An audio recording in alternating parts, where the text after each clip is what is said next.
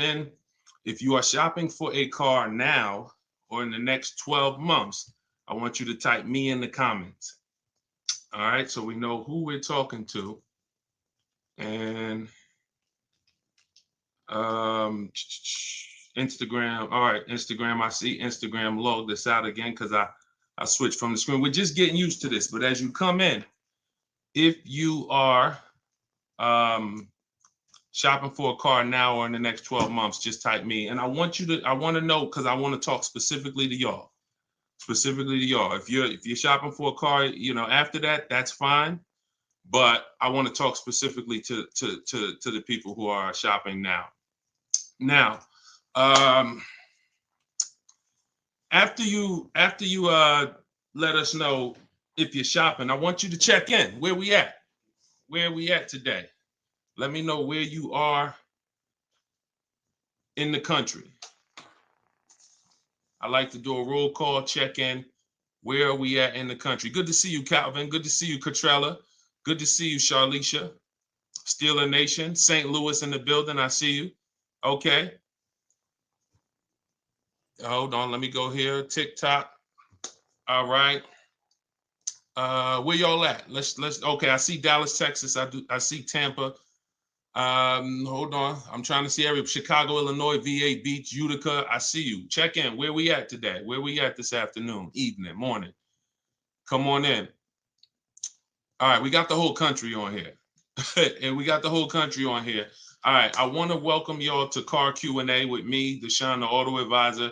As you come in, if you could spend a minute or two with us, 5-10 minutes, an hour, you're going to get a lot of value out of it. We're getting ready to do some rapid fire Q&A.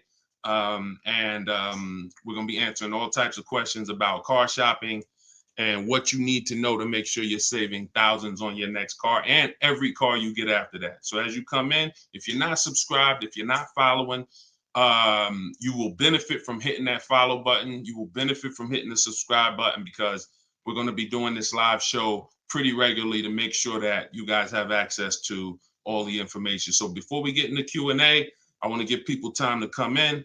I also want to finish up the housekeeping. My new digital book, Car Shopping for People That Hate Car Shopping, is now officially released. We are doing a 75% off sale. It's normally $97. It's a digital book. It has links to videos. It has links to my scripts. There's no guesswork in this, y'all. I want to give y'all a process that y'all can use for the rest of your life without having to worry about, I want y'all to be able to guarantee your success. So if you're on Instagram, you can go to the Instagram bio. You won't leave the broadcast. Get your 75% off, because it's only available for a few minutes at 75% off. TikTok bio, and then Facebook and Instagram. Y'all can go to deshonsbook.com, or you can scan the QR code. So let's go. Let's get your questions going. I want y'all to enjoy using that book. Get your 75% off and enjoy not reading it, enjoy using it. All right. So let me see. Let's start bringing in some comments. Where's our first question? Do I have to get financing?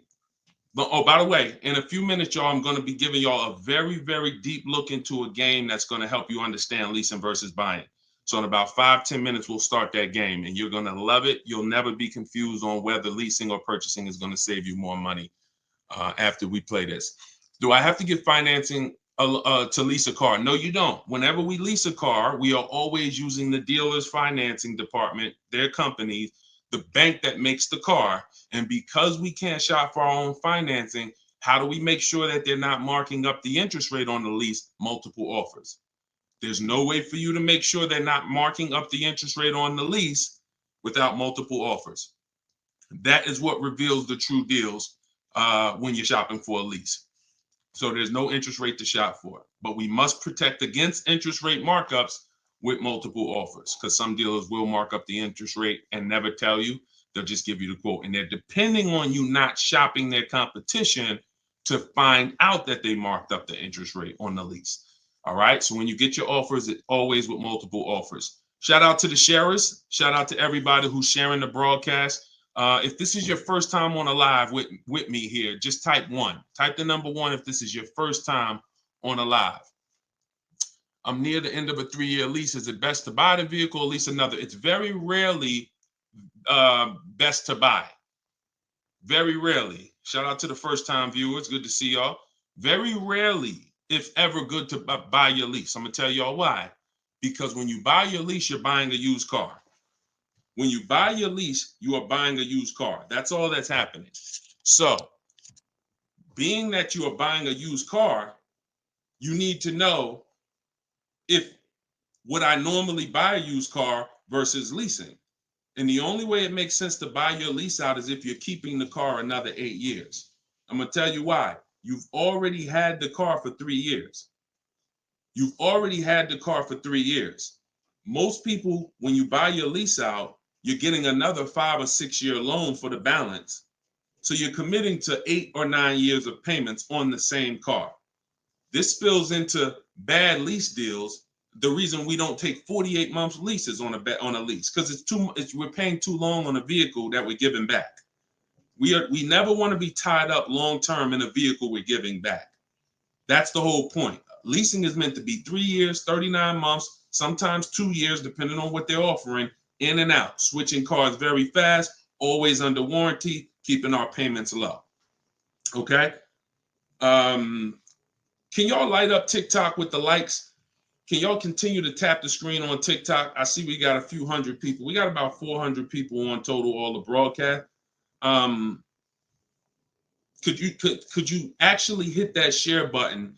Because I promise you, y'all, no one will ever get mad at you for sharing my page with them. I guarantee you that. In fact, my goal is to get them to thank you. Hey, thank you for sharing that. I like that guy's stuff. We try not to waste any time here. What about paying cash? VJ Live said, let me put this question up on the screen. If you're on, make sure you're subscribed on YouTube so y'all can see the whole thing, the presentation, when we share these numbers. We can't do that on Instagram and TikTok. So VJ Live said, what about paying cash? I have about 15,000 and I don't want payments, but they keep trying to push me to 25 grand range so I can have payments. Here's the thing. If you can find a quality car for 15 grand, great. If it's going to force you to buy something that's not, who's heard you always pay cash for a car? If, as you come in, thank you, Godhead. Shout out to the sharers. I see y'all. Who's heard always pay cash for a car? Type me in the comments. If you've heard always pay cash for a car, type me in the comments. I see y'all lighting up. Keep tapping the screen on TikTok. We appreciate it. Y'all lighting up the likes. Y'all can see where we at on the likes in the top left. Who's heard always pay cash? Right? 5150 times heard it. VJ Live said, heard it all my life. Now listen, bunch of Dave Ramsey advice. Now here's the real. Here's what I'm just telling y'all. We got a bunch of people on here, hundreds of you all say, yes, I've heard you pay cash for cars. Now there's two schools of thought here. One is no debt. Now if your philosophy is no debt, I'm not here to convince you to change your philosophy. Here's what I'm here to talk to you about. If your philosophy is I want to do what makes the most financial sense, then we'll have that conversation. Because people who could pay cash for cars and don't, they typically are making money on their money. When I was in the dealership, people would come in, they would ask, what are the interest rates this month? If the interest rates were 0%, something special like 0%, 1%, 2%, 3%, if they knew that they were getting 10, 15, 20% returns on their money, they're not going to put it in a car. They're going to use the bank's money at 1, 2, 3%, and they're going to use their money to keep making 10, 12, 15, 20%. That's the philosophy. So they view that as, I'll pay 3%. They view it more as a business transaction than as a leveraging money to make more money. See, some people will tell y'all people who don't pay cash for cars, they're into debt. But I'm here to tell you that when I sat with very, very savvy people in my career with Mercedes and General Motors, I had tons of people who could easily have wrote a check for the car. I want you to know that if your goals are to eventually get into making more money with your money, investing your money, getting 10%, 12%, 8%, trying to beat inflation, then you're going to have a problem putting your cash into cars. Because not only, if let's say we park right now, this is just as answering VJ Live's question, because I got it up on the screen here on YouTube and Facebook. He's asking about paying cars. And many of you, as you sit on the show, you'll see, Dad, that's a similar question. Many of you will see someone's going to ask the same question you have.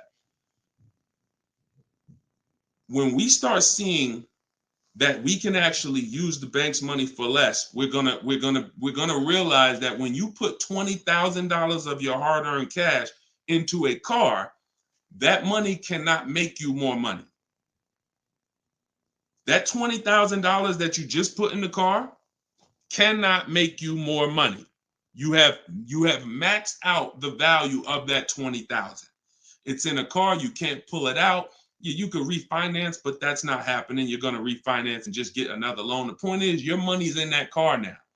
So had you had an opportunity to invest that 20 and make 8%, 10%, 6%, 12%, that's what the people who don't pay cash for cars, who are wise, are doing. I'm not telling you there's a difference. Look, I talk a lot about budgeting. I talk a lot about affordability. All through my book, I have systems and boundaries. The rule of 72 and the 10th birthday, how long of a loan you take, how much, when should the car be paid off? That's all in my book. You can get it 75% off, or you can watch my videos. I'm going to always teach it. But if you want it all in one place right here, get the book, 75% off. It's in my TikTok or Instagram bio. But that's what we got to know. We got to know if we're going to use leverage and use the bank's money, there are extremes of leverage. There is over leverage. And we cannot be over leveraged. That means we're taking a loan that's too much, too long, we just want to borrow to try to afford a car. And you see this a lot with older cars, people buying luxury cars that they really can't afford because, brand new, the car is 80 grand. But if they get a 10-year-old one and they get a 5-year loan, now they're in a 2013 AMG Mercedes with 90,000 miles on it. So that's the opposite extreme. Using leverage and loans to buy things we can't afford. But then the other opposite extreme is paying cash when we don't have to. Finding that balance between getting the car we want, getting the best car we can afford. Because you said, hey, I'm trying to find a car for 15 grand. I can't find it. They want me to spend 20, 25. Well, the name of the game is you better learn how to find if there's any cars out there for 15, you better learn how to find them. And you look everywhere, you look over all the marketplaces, and before you raise your budget up to 2025, we have something we do called the perfect budget. You got to go to 17 first. You don't go from 15 to 2025. You go from 15 to 17. See if I can find anything good for 17. Oh, I can't. All right, now I go to 19. And I have this calculator that's going to help you guys inside the book. It's called the Perfect Budget Calculator. You put in the money you have, you put in what you want your payment to be. It's going to tell you how much car you can buy. You put in your state, so we could have. How many times y'all walk in, right? And you're like, man, I want to spend 25 grand on a car, but you forgot to factor in taxes and the fees. How many times does that happen? Type ouch if you've ever dealt with that. Let's be willing to be honest. You had a budget in your mind. This is what I want my monthly payment to be. This is what I want to spend on the car. Next thing you know, you're a little over that budget, or sometimes a lot over that budget, and you're leaving like, all right, I see you, 919 Mike. Thank you. I see you, Mika Larkin. Shout out to everybody willing to be honest. See, in order for us to really make sure we don't make these mistakes, we got to be honest of the fact we've made them. So that's what we want to do. We want a budgeting system that tells us when we can. You spend any more than this, and you're going to be over your budget. You said you want a payment of $400 a month. That means you said you only got $1,000 to put down, or nothing to put down. Here's what you can spend on a car. And when you use this perfect budget calculator, you're going to never go over budget. Because honestly, y'all, we don't want to be anywhere near our top of our budget. We want to be shopping under our budget. That's where I want y'all. Under your budget. That's why I said if your budget was 15 and then your max might be 20, 25 with a loan, all right, we got to go from 15 to 17, to 17.5 to 18. We don't just jump to 20, 25. But we need a methodical system to do that, to help us do that. How do I get out of an upside down lease? Jose, you can only sell out of it. That's all you could do. You could sell out of it. If you, no matter what, y'all, who's in a car that they want to replace and they think they're upside down? They may have some negative equity. This is all in the book.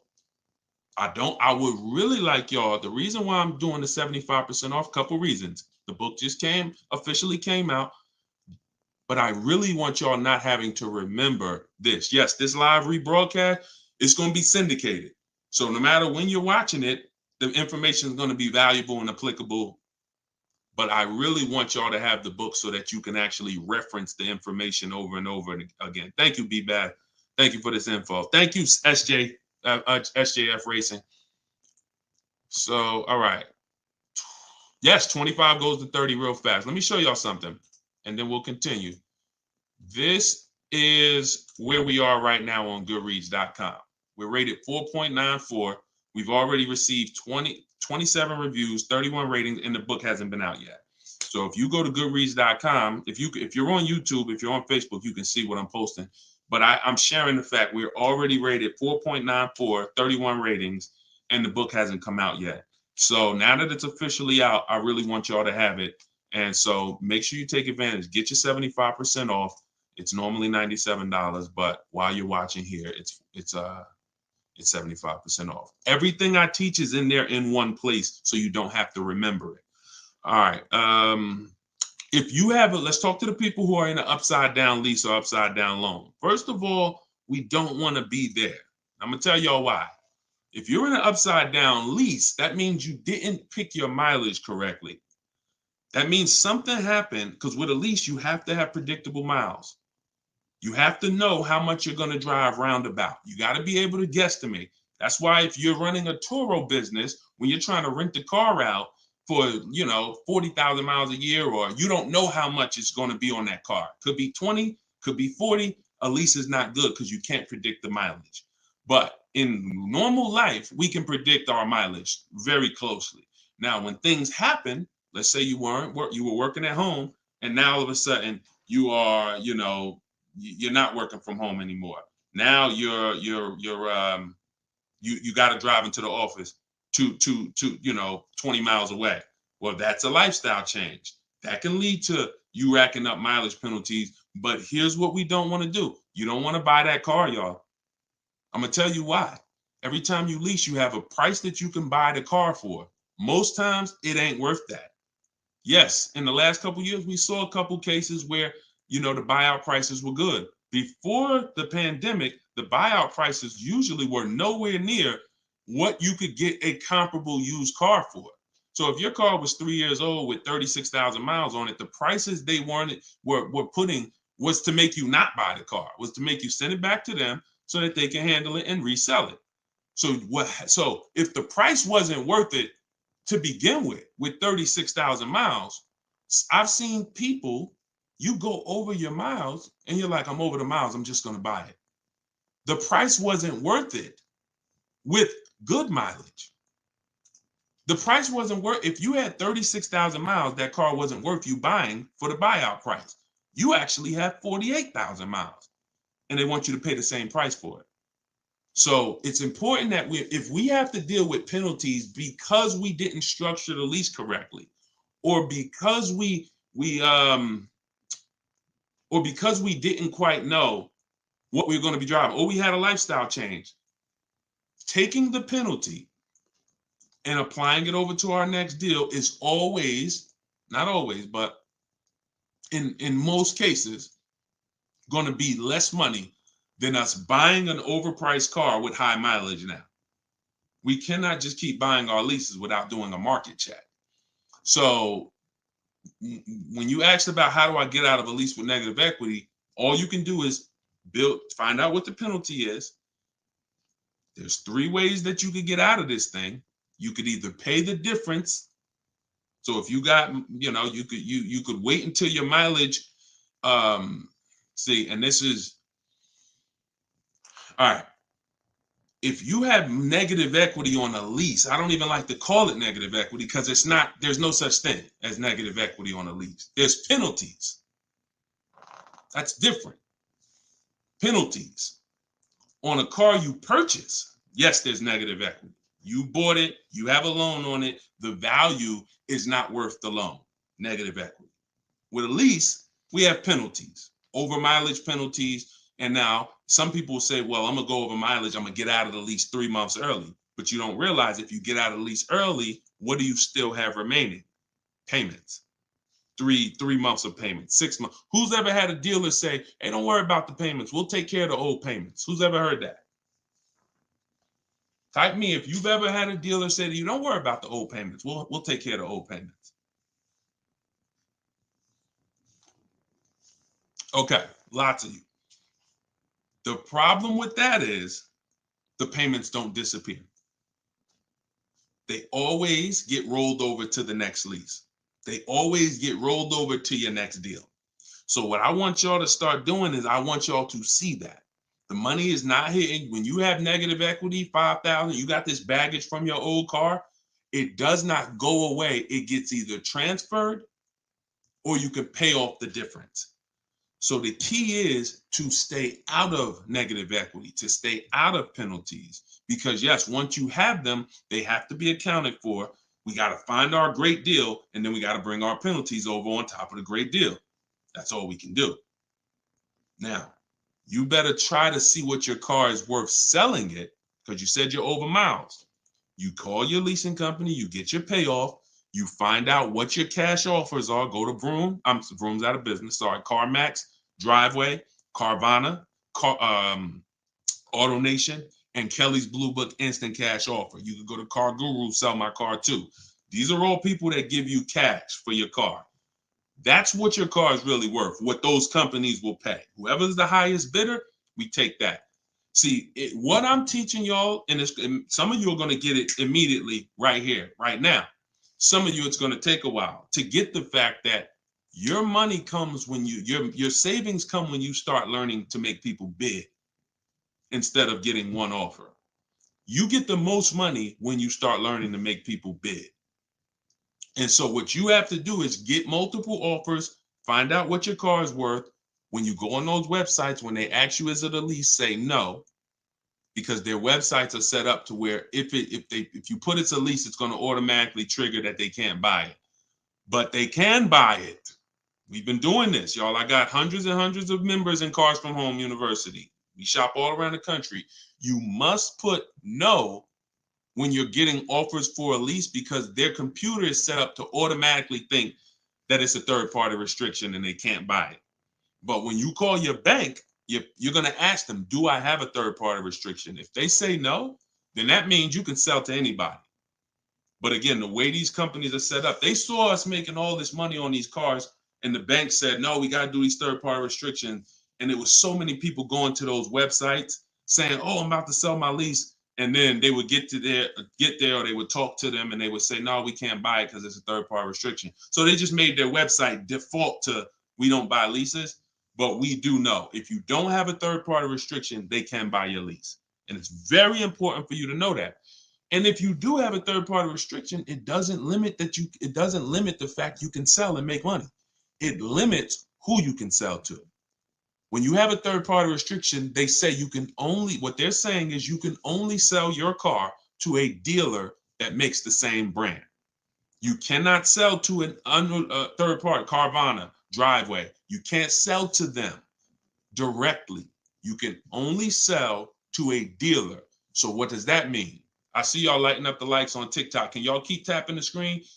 Let's keep those likes going up. I see it. I appreciate it. And thank you to everybody sharing. So when you are, I just got off my point, but I know it was about selling. So multiple offers, y'all. This is all in the book, Car Shopping for People That Hate Car Shopping. Who has their copy? Who got their copy? We'll continue. We got some more time. We're gonna keep doing Q&A, but who got their copy of the book already? Who got their 75% off? I really want y'all using this. The book is affordable for everybody. Everybody. All right, especially at 75. Now it should show, make sure it's not showing the 97%, $97 price. That's the normal price. I see you, 5150. Okay. All right, I see you, Jimbo. Okay. Okay, I see you, Diane. I appreciate you. Okay, and I want y'all to use it. Don't read it, use it. That is like literally it's an action guide. That ain't a book you read and then you have a bunch of things you got to remember. I'm walking you through the process step by step. And again, everything I teach is in my videos. So I don't hold back in my videos, but I do want y'all to have access to all the information in one place. If if you don't want to cycle through all my videos to try to find it. All right, is it worth buying a car from Carvana? That's a great question, Danny. It depends on if it's the best deal in the market. Danny said, is it worth it to buy a car from Carvana? Now, you can put anything in there. You can put Driveway, any of these online sites, online car buyers, online used car sellers. But here's the game that we avoid. We cannot shop from them exclusively because here's what they try to do. They'll try to sell you a car based on variety. Hold on. My do not disturb should be on. My do not disturb should be on. So anytime you see,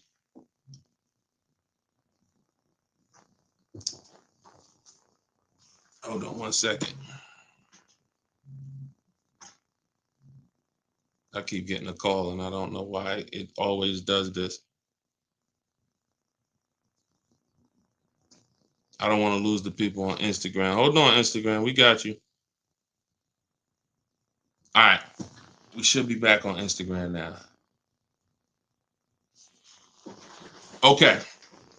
So most times, especially when we're selling our cars to these people, you got to realize we sell our cars to Carvana, to Driveway, to all these companies because they pay more than dealers on average. If they're paying more than dealers on average, they're usually not the lowest price. When they're selling the cars, they're usually one of the highest. You can't pay people more than dealers and then turn around and sell for less than dealers. That could be part of the reason why Vroom went out of business. But whenever we shop for a pre-owned car, Carvana is always on the list. Whenever we shop for a pre-owned car, CarMax is always on the list. Driveway is always on the list. Why? Because we shop everywhere there's a used car. You may have been trained to shop local with used cars or to shop I only go to Car Gurus. Then you're missing the stuff that's on cars.com. You're missing the stuff that's on carfax.com. You're missing the stuff that's on Driveway. You're missing the stuff that's on CarMax. So we got it just the same way. If we were buying a baby stroller, we're going to go to Walmart, right? .com. We're going to go to Amazon, right? We're going everywhere, right? That's the same way we got to be when we're shopping for used car. Carvana is just one marketplace. And unfortunately, there are people who shop from them exclusively because they're like, oh, I just love Carvana. I don't have to go into the dealer. And they don't realize that, one, what I teach you won't be in a dealer more than 30 minutes. And also, if I'm not checking their prices, I'm going to overpay. And I'll literally have I didn't have to go to a dealer, but I got a car in my driveway that I could have got for $5,000 less if I just shopped around the right way. I did just mention Auto Trader. Auto Trader's on our list, Alex. Auto Trader is one of our marketplaces. It's one of the marketplaces we shop on. It's just like a Walmart. It's just like a Amazon.com. Auto Trader is a big one. We definitely don't skip any used car marketplace. Now, we don't use Auto Tempest because Auto Tempest pulls and aggregates some data from other people's websites. They're not their own marketplace, so they can't get all the data. So that's why I don't use them. We just go direct to the marketplaces themselves because no company has the rights to market everyone's product. And so as long as no company has the right to market everyone's products, the only way we're going to see all the product is by being on all the marketplaces. But I'll show you how to do this quick. This shouldn't take you more. Look, y'all, this is going to sound crazy, but it shouldn't take you more than 60 minutes, 90 minutes to get your best deal on a car. No, 90 tops. Tops. Not only do I want y'all saving thousands, I want y'all to save time. Deciding what you want shopping, test driving, that takes time. That's fun. Getting the deal, that should not take you more than 60 to 90 minutes when you learn how to get bids. Okay. And the more you stick around, the more you use what I teach, you're going to make deals and save more money in like less time. I don't want to spend more than 60, 90 minutes getting my car deal, and I don't. All right. Ivan said, planning to get a new car ASAP. What are the steps to prepare that you would suggest? Well, first thing is to know whether you're buying or leasing. Let's go into this game. All right, let's go into this game. Thanks for reminding me. Now let's this is a game that I've done this on in some master classes. This is also in Cars from Home University, my video library. So what I want to show y'all is I want to show y'all this game I like to call Who's Winning. Okay? This is why. Now listen, we get ready to make some people mad at some people.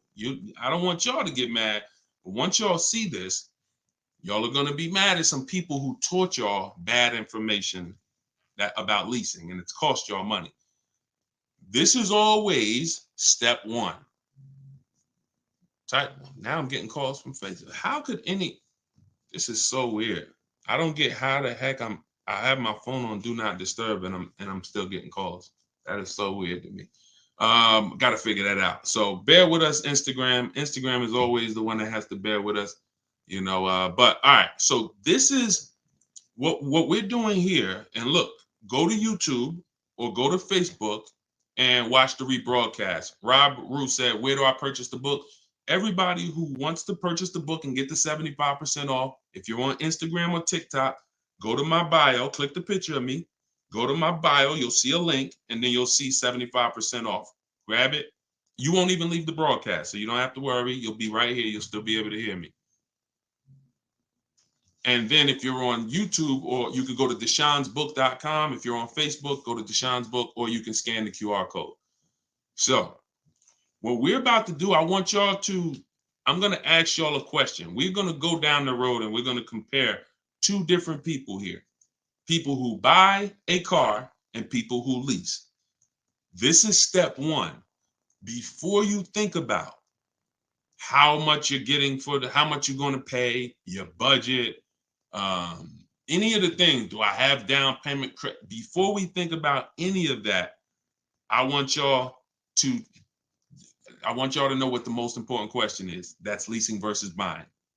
So on this screen, I'm comparing a person who leases and got a brand new $40,000 Jeep Grand Cherokee 2024. Now, I want y'all to look at this if you're on Facebook and Instagram. If you're on Facebook or YouTube. This person with a good lease deal is paying $500 a month. $500 a month for a brand new $40,000 car. Now, the person who purchases, some of y'all know every $5,000 on a loan is about $100 per month.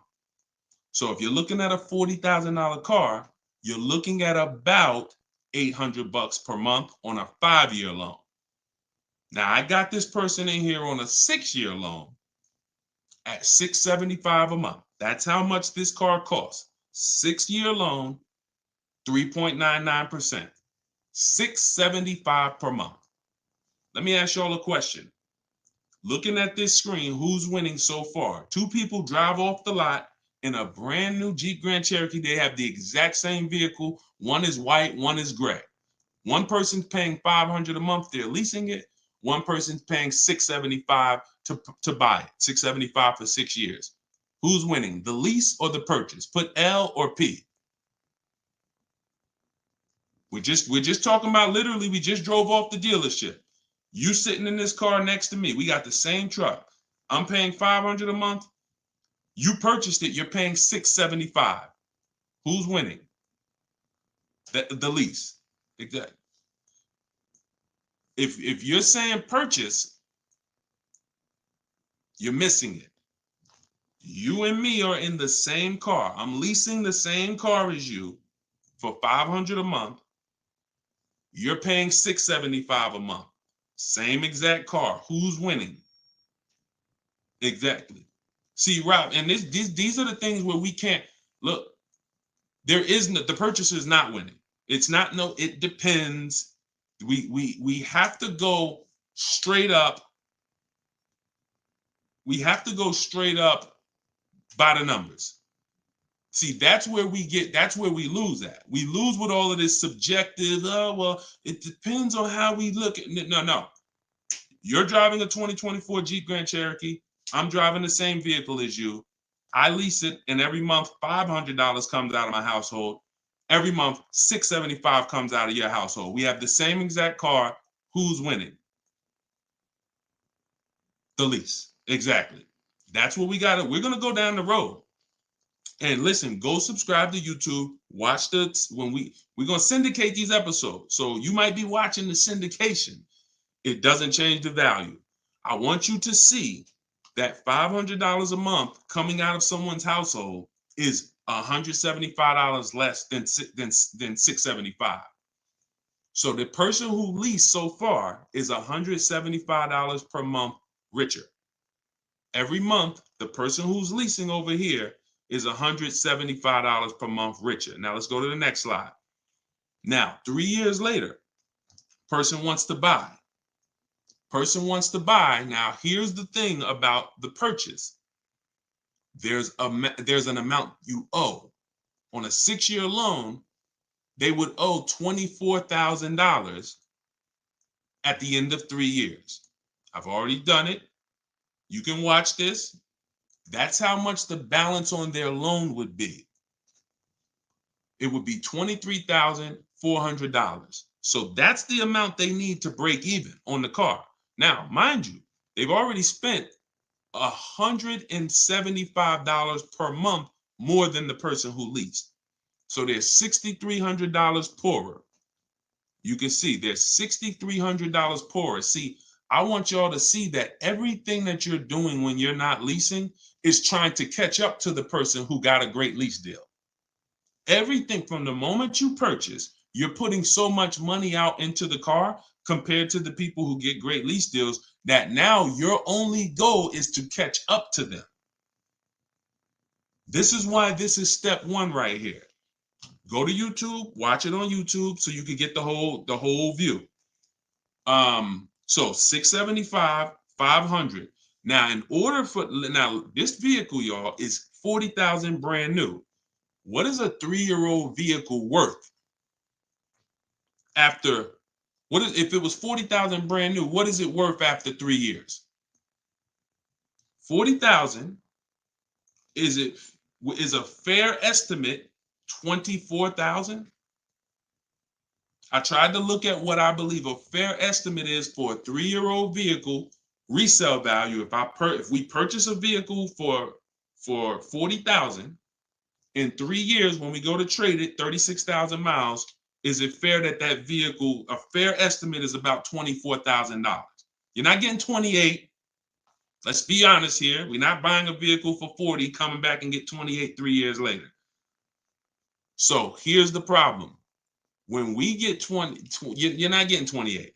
And don't let the last 2-3 years of having high resale values confuse y'all. Don't do that. You will destroy yourself. You don't want to. There is no class, Solomon. There's no class. This is the class. Just tune in and lock in. Like, this is serious financial education that is going to be simple if you just focus on it. If you buy a vehicle for 40, the average that you're going to see that vehicle when you go trade it in is you get about 24 on. That is going to be a good cash resale value. And that's what happens to most people. And as you can see, they still owe, if your vehicle's only worth $23,400, I mean, if your vehicle's only worth 24, but you owe 23,400, you're breaking even. This is nothing. Like, I've already spent so much more than the person leasing, and now when I go to trade my car in, I'm not even able to get enough money to catch up to them. I'm not able to I'm $6,300 behind the person who leased when you purchase, and I'd have to get all that money back to make it worth it to have bought.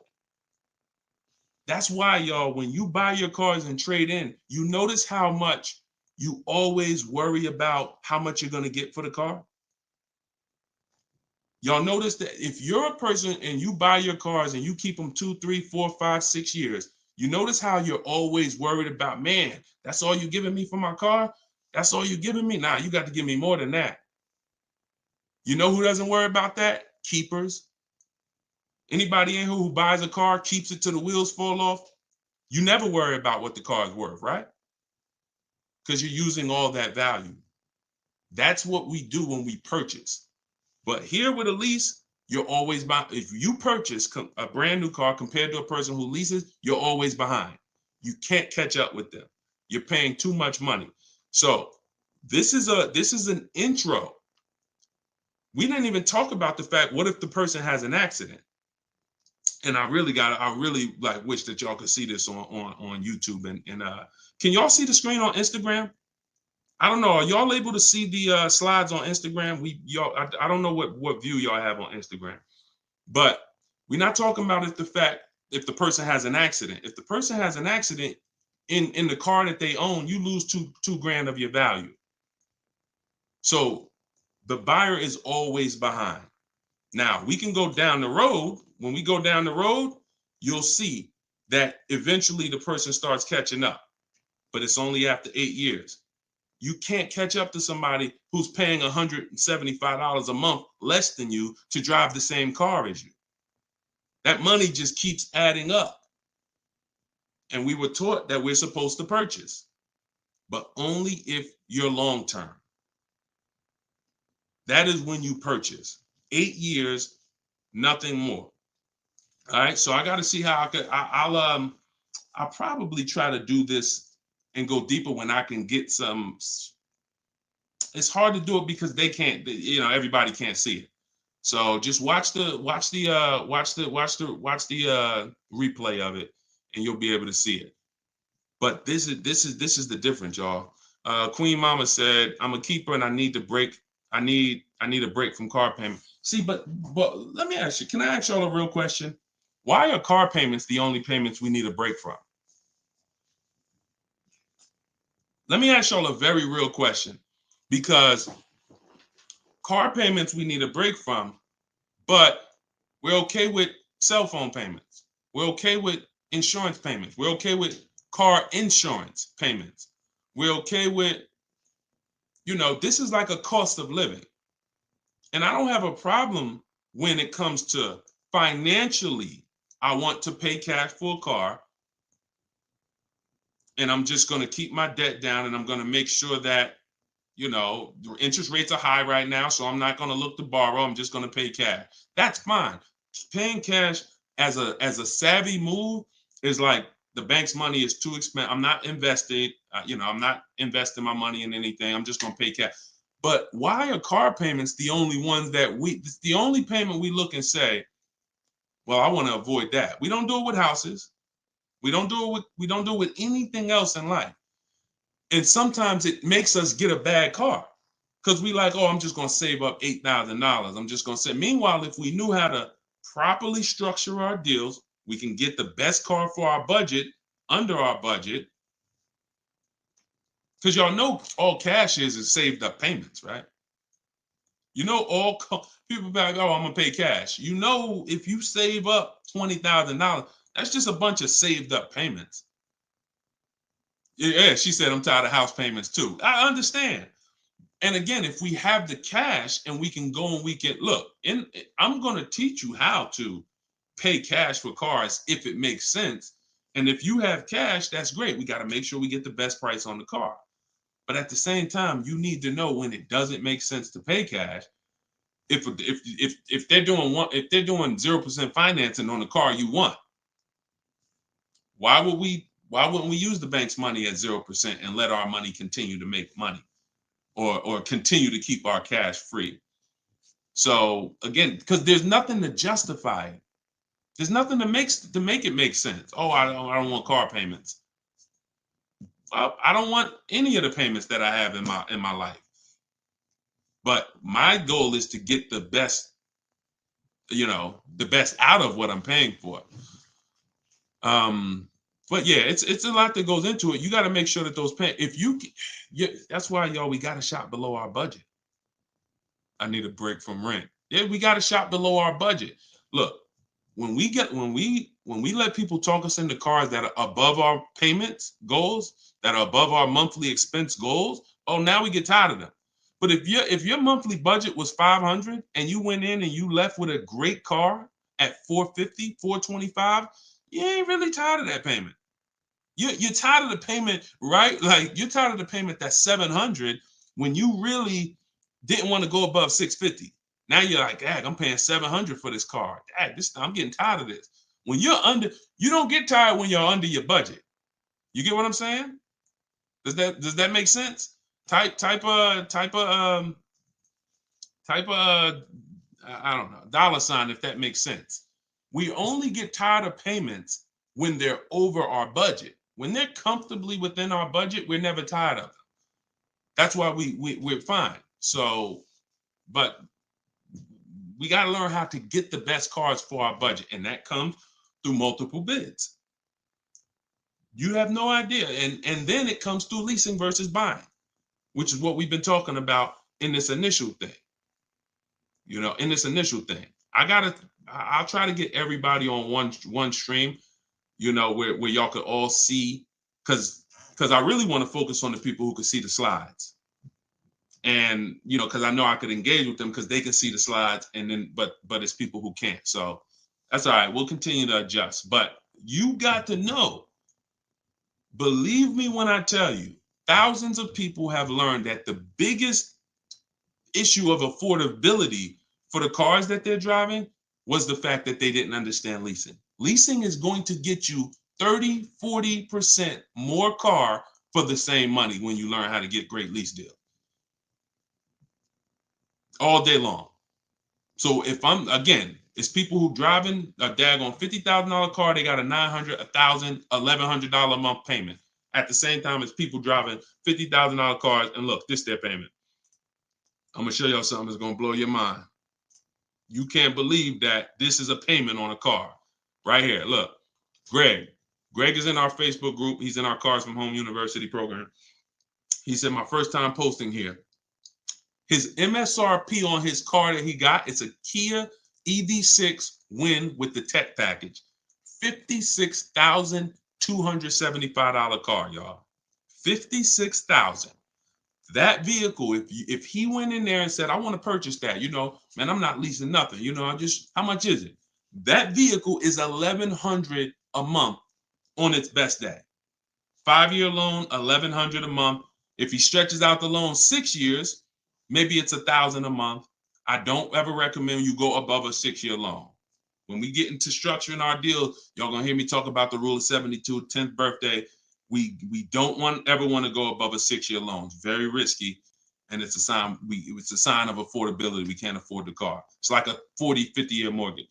So the point is, if he walks in to get that car, he's leaving with $1,000 car payment. Same car. Look at what he got, y'all. Shopping multiple offers. The dealer that won the bid, his payment is $527 a month. $527 a month. He gave him first month's payment and he drove off. He said no other dealer came close. Some people may have shopped that car and said, Deshone, I was shopping a lease for that car. They was telling me it's $800 a month. Absolutely. That's normal, because the overpriced dealers that we don't buy from are going to take their shots. But in order for us to see that, wait, this car is not really $800, the best deal on this car is $527. We have to shop multiple offers. Now, it's not always going to be that dramatic, but I promise y'all, when y'all shop multiple offers, it's going to blow your mind. The best deal to the worst deal is going to be $3,000 to $5,000 different. And you're going to see that some of the dealers that you've trusted the most, that you've been buying from, maybe your family been buying cars from them, some of them may be the ones to take the biggest shot at you. So you have to shop multiple offers. But y'all see how there's no comparison to that deal Greg just got? $527 a month. Another person's driving the exact same vehicle paying $900. This is how, when y'all see these videos of that, people average car payment is $1,000. How? Because they don't understand leasing. They don't understand leasing. Once you understand leasing, you'll understand how these people are getting jammed up and how you may have gotten jammed up in a high car payment for a car that you might feel like, oh, I'm paying way too much money for this car. And then the opposite side is, if we are purchasing, we have to make sure we are getting the best price for the car and we are getting the best interest rate we can get.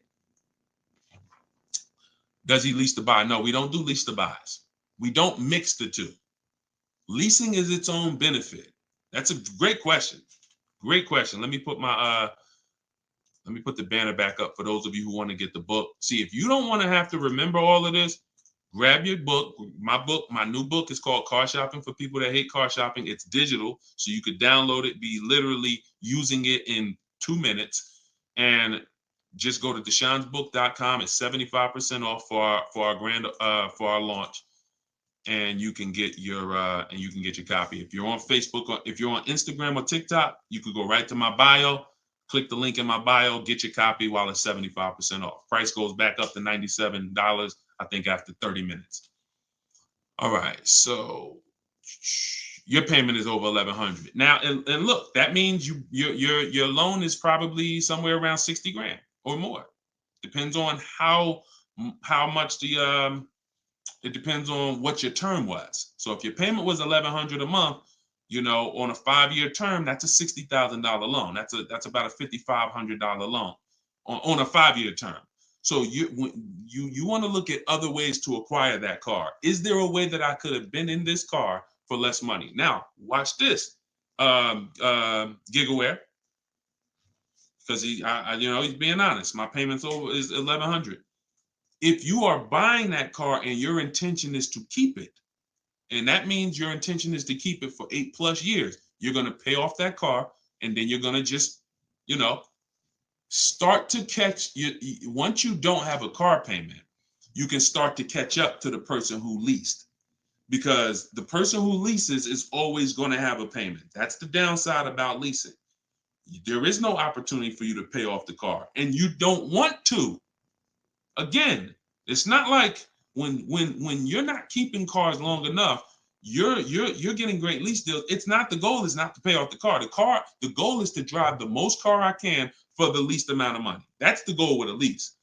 The goal with a purchase is to now pay off the car and start to now keep the car long enough for the depreciation to cool off. Depreciation is the value that it loses every year.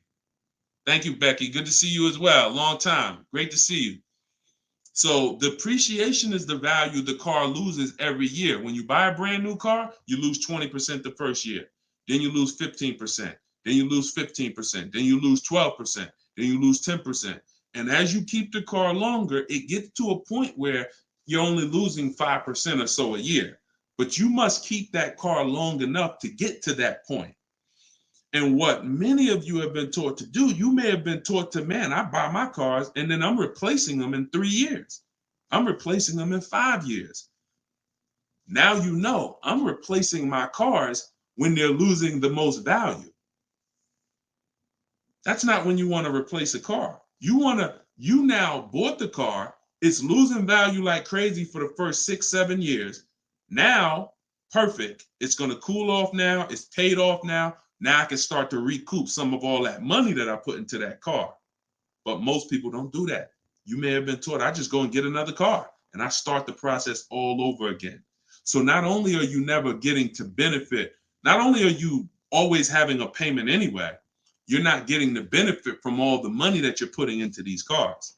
You're never allowing the depreciation to cool off to where you got no car payment and you just got a car out there and you can stack some of this money up.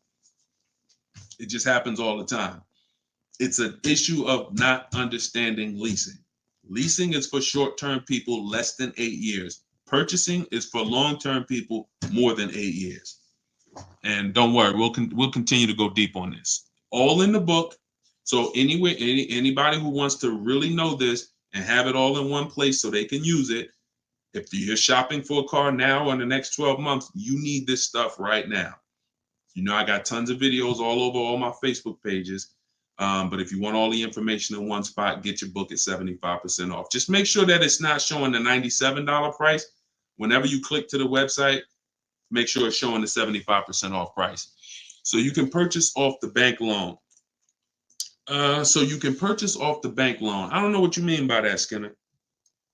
Is it smart to lease and then buy it out? No, see, and again, that's a very common question. Yo, what's the benefit of that? I mean, somewhere along the lines, we heard about leasing to buy. We don't want to, you're only leasing because you don't want to buy the car. You're buying the car because you want to keep it and take care of it for the long run. I see you, Dr. Coop. Congratulations. She said, I got the book. Enjoy it. Use it. Don't read it. Use it. And, I really can't wait to hear your success story. There's no reason. Look, when I'm going into a lease, and you got to have this in your tool belt. Some of you, your children are not going to keep a car 8 years. You're going to need to set them up to get a great lease. Yeah, you might be a person who like Deshone. I just buy my car, man, I keep it 10 years. If that's you, type K for keeper. Most times, if you buy your car, you keep them 10 years, type K in the comments for keeper. Thanks, Ambi. Said keep killing it. Appreciate you. If you are, the book is called Car Shopping for People That Hate Car Shopping. It's in my TikTok bio and it's in my Instagram bio. But I think you only got, it's 30 minutes. You could get it for 75% off. While everybody is on, you could get it 75% off. Okay, so keepers, you are not, you're not worried. That's when you buy. When I'm going into lease, I'm not thinking about keeping. We don't want to mix the two. Leasing is, I'm going to get a great lease deal where I drive a brand new car for pennies compared to purchasing. Or for a small percentage compared to purchasing.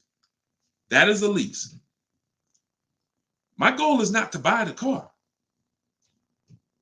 It's not to buy the car. You see, when we keep, we win. When we lease, we win, as long as we're getting good deals. But it's people who are mixing the two, and that might be you, and that's where we lose. We buy, and then we trade. We buy, and then we sell it in 2 years, 3 years, 4 years. We tired of it. Oh, I'm gonna go switch out of this. That's mixing. The other one is you lease, and then you purchase the lease. So you lease your vehicle, and then you go buy it at the end. That is mixing. You don't want to mix because the benefits of leasing are laid out. The benefits of purchasing are laid out. Very clear, separate benefits. When you mix the two strategies, you lose the benefits. And again, most people who would tell you they bought their lease, they're buying it with a 5 or 6 year loan when they've already been paying 3 years to lease it. The lease is 3 years. The loan is 5 years. That's 8 years. And I'm going to tell y'all how this happened. How I figured out this was so bad, I'm going to be honest with y'all. I was in the dealership one day. Somebody comes in. They're like, hey, I want to replace my car. So I go out and I look at the car. I ask them what they owe. No, I don't think I asked them what they owe. They come to the dealership. They say, yeah, I got a car out there. I want to trade it in for a new car. And I'm like, okay, that's pretty normal. Let's take a look. Here's what happens. I say, what year is it? And they'll say, well, it's a 2018. I'm just using like a real example. Like they say, oh, it's a 2018. Now I'll ask them, how long have you had it? And they'll say, well, I bought it brand new. So I've had it 5 years, 6 years. Now, follow me, y'all. Everybody on here, I want your opinion on this. Person comes up and says they've had a car for 6 years. They've bought it brand new. They've been paying on that car for 6 years. Don't you think that car should be paid off by now or almost paid off? Yes or yes. Type Y if you understand. Person bought it 6 years ago.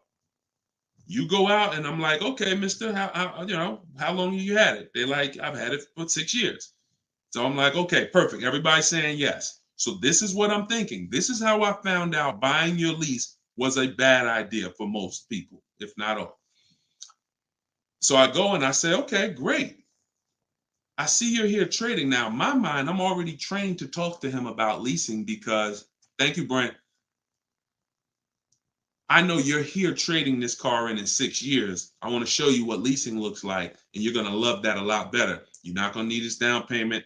I'm going to be able to give you a check back for this equity in this car you got here. It's going to be all good. And I've helped some people do that. They come in and I show them the lease, and I'm like, you know, you keep just trading your cars, but if you lease, here's what, boom, that you could do. And then I'll give you this, you know, you get a big check back for your balance of your old car, all of that. So this is when it works, it's beautiful. But when it doesn't work, this is what it looks like. I'm like, I run and I'm like, okay, your car is worth about $15,000. Instagram just logged me out. Instagram just logged me out of nowhere. I don't know what happened. Let's see if I could go back. All right. So now when it doesn't work, so I go out and I found, you know, the used car manager may tell me this car is worth $15,000, and I'm like, okay, perfect. It's probably paid off. Great. He's gonna get like a check back for like almost all that, and then he's gonna have a low payment. He's gonna love it. So I find out when I call the bank, I say how much you owe. He says, well, I don't really know. I call the bank. I'm like, okay, I'm calling for Mr. Jones' payoff on his, you know, such and such car. And the bank says, okay, yes, the payoff is $15,000. I'm like, wait, 15,000? How could he still owe 15,000? This doesn't make sense. I look at him and I said, the bank is saying you still owe 15,000 on the car.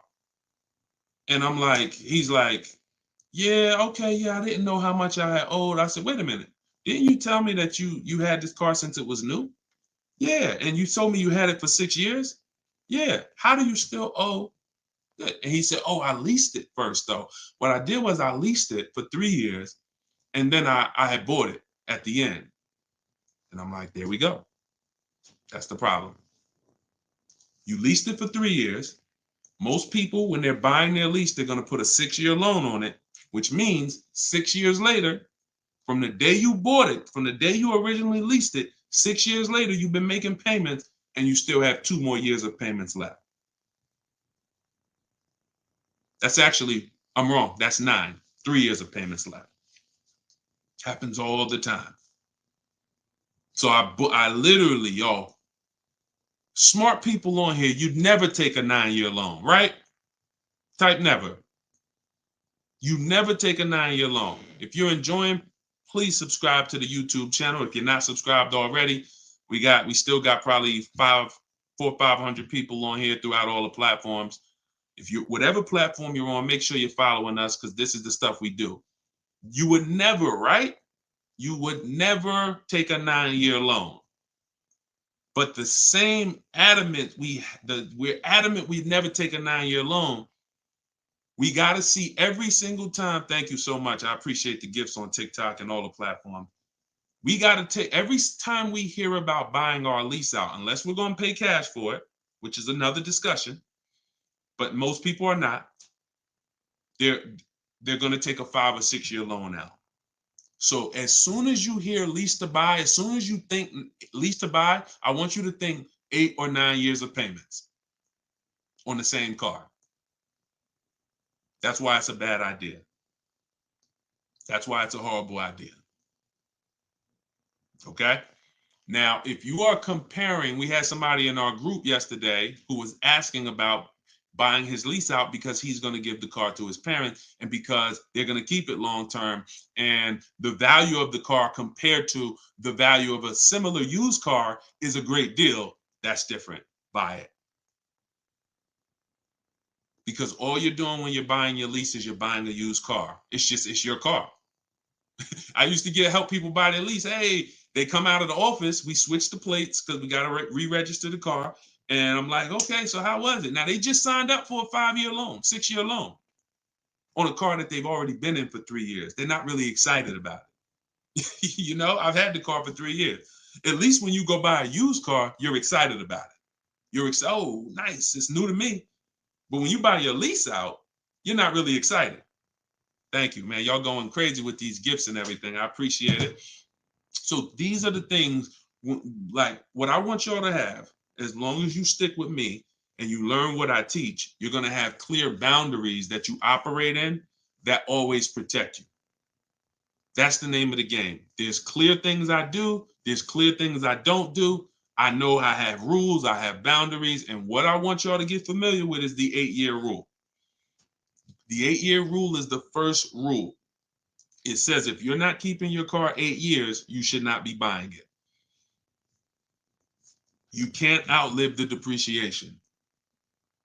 You cannot outlive the depreciation compared to someone who purchases. Now, it's too much to go deep on right now. We'll go deep because I know some people thinking, oh, Deshone, but if I pay cash for a brand new car, I'll pay less overall. Yeah, but if you pay cash for a brand new car, you're still laying out all the money. You're still laying out all the money and you're still trying to get that back. You're still, oh, I paid 30 grand, 40 grand, 50 grand. Do you understand that a person who leases that same car, what would you rather be? Big dog who thinks you're big dog because you're going to write a $50,000 check, or a person who comes in and says, I'm going to get that car for $500 a month.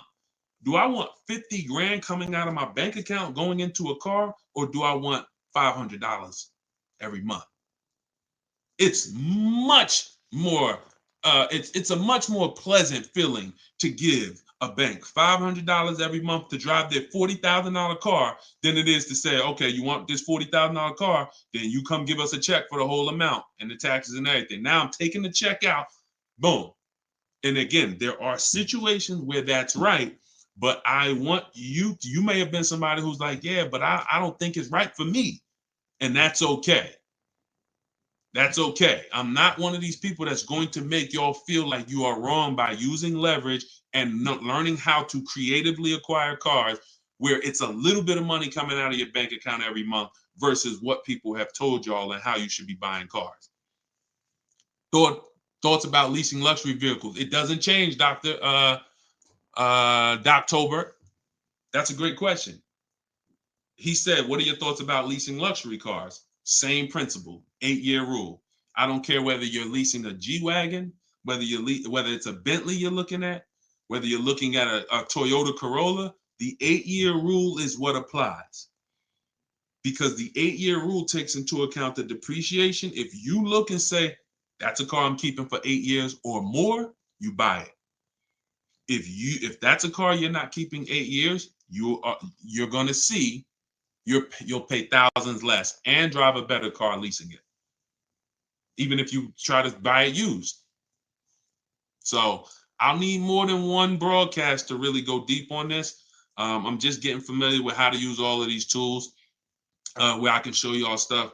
But we'll continue to go deep on this. This is not a subject. If you've gotten bad years and years of bad advice, it's not always. Some of you get a breakthrough immediately, and some of you it takes more time because again, it's been beaten to your head, and people with loud voices who shout tell you this is what you do, or you never do this, or you always do it like this. You know, like who's heard somebody say never buy a used car? I mean, never buy a new car, always buy used. Who's heard that? Type of U for used. If you were taught you always get a used car, you should never get a new car. Who's taught that? And we got a couple more minutes. We'll stay on. We'll do some more questions. As long as y'all continue to share the broadcast and continue to stay tuned in, I see we still got hundreds of people on. Then we'll continue. All right, now let me tell you how. See. You either have to teach something that works for everybody, or what you teach will mess people up. If somebody says to y'all, every single one of you should be buying used cars, because that's what they'll say. Never buy a new car. Everybody on here should be buying a used car. So that means you think everybody in the country should be buying used cars, right? Yeah, absolutely. Nobody should buy a new car. Nobody in this whole country should buy a new car. Like, no, always buy a used car. Okay, perfect. So let's just say if you had your wish, everybody in the country will be buying used cars, right? Because that'd be better for them, right? Yes, if I had my wish, everybody would be buying used cars. Then here's my question. How do they become used cars then? How do they become used cars if everyone is buying used cars? I want y'all to think about this. If you had your wish, you could snap your finger, Mr. Financial Advisor, whatever you teach. How could everyone buy used cars? It's impossible. The cars come in new. They don't just, so if everybody was buying used cars, what's happening to the new cars? They're just sitting there. And then, so that's not a practical solution. How do we acquire? Who should be buying brand new cars? People who are going to lease them, and people who are buying new cars, who want to purchase, keep long term, and you could afford new. That's only if some people say, Deshone, I want to buy. I'm not leasing, I want to buy. I keep my car, but should I buy new or pre-owned? That depends on budget. That depends on, unless you want one specific from a year, somebody be like, oh, I want this special year. But if it's a case of, you know what, I can afford both. Should I buy new? Should I buy pre-owned? That's a matter of budget and preference. If I could afford a new one and I can keep it long enough to outlive the depreciation, then I'll buy new. But if I can't afford to get a quality vehicle for my budget, then I'll buy pre-owned. And some people want to treat themselves. Some people like, I only get a new car every 10 years, Deshone. I'm going to get something new. That's fine. That's fine. As long as it's long term, because time heals all wounds. We killing the likes on TikTok too. I appreciate everybody tapping the screen. Y'all still running the likes up. Appreciate it. Shout out to the subscribers. If you haven't subscribed to us on YouTube yet, please, we invite you to subscribe. This is what we'll do. You'll get notifications of when we live, so you can make sure you tapped in. I see you, Barbara. She said, I just bought the book. I appreciate everybody who got the book at 75% off. This is the launch. I'm excited. As y'all saw earlier in the broadcast, we're already rated 4.94 on Goodreads.com. We got 31 reviews. That book, Car Shopping for People That Hate Car Shopping, has been really changing people's lives and the way they shop. It's a tool. It's not something you read. It's something you use. So get your copy at deshonesbook.com, 75% off, or you can scan the QR code, or if you're on Instagram or TikTok, just go to my bio. And as long as you're seeing this, you still should be able to get it at the 75% off price. And it's immediate download. So, and you'll see as you read it, there's a reason I had to make it a digital book. I couldn't print it because it links to videos, it links to docs, I got scripts that it links to. There's no way I would have been able to do it printing the book. And then also, sometimes I need to update stuff, like Vroom went out of business 2 months ago. If I would have printed the book, now Vroom is, I need to be able to update real time when something happens, and I couldn't do that with a print book. I didn't want thousands of print books out there, and then something changes, and now I got to tell people, oh no, you got to get volume 2 now. You know what I'm saying? Thanks, Angelina. All right, so Dr. Coop says, I have a paid off Toyota. I don't want to trade it. Should I have a down payment? You don't need, look, if you can find a deal on the vehicle you want below your budget with no down payment, then do it. You said you have a paid off Toyota. You don't want to trade it in. Now, here's what I ask people. You put the vehicle to use, because if you're going to go and get another vehicle, then you're going to be paying for that vehicle. You don't really want, the only people I recommend have an extra vehicle is if you're a high mileage driver. Who's a high mileage driver? You're driving over 20,000 miles a year. Over 20,000 a year, type HM for high mileage.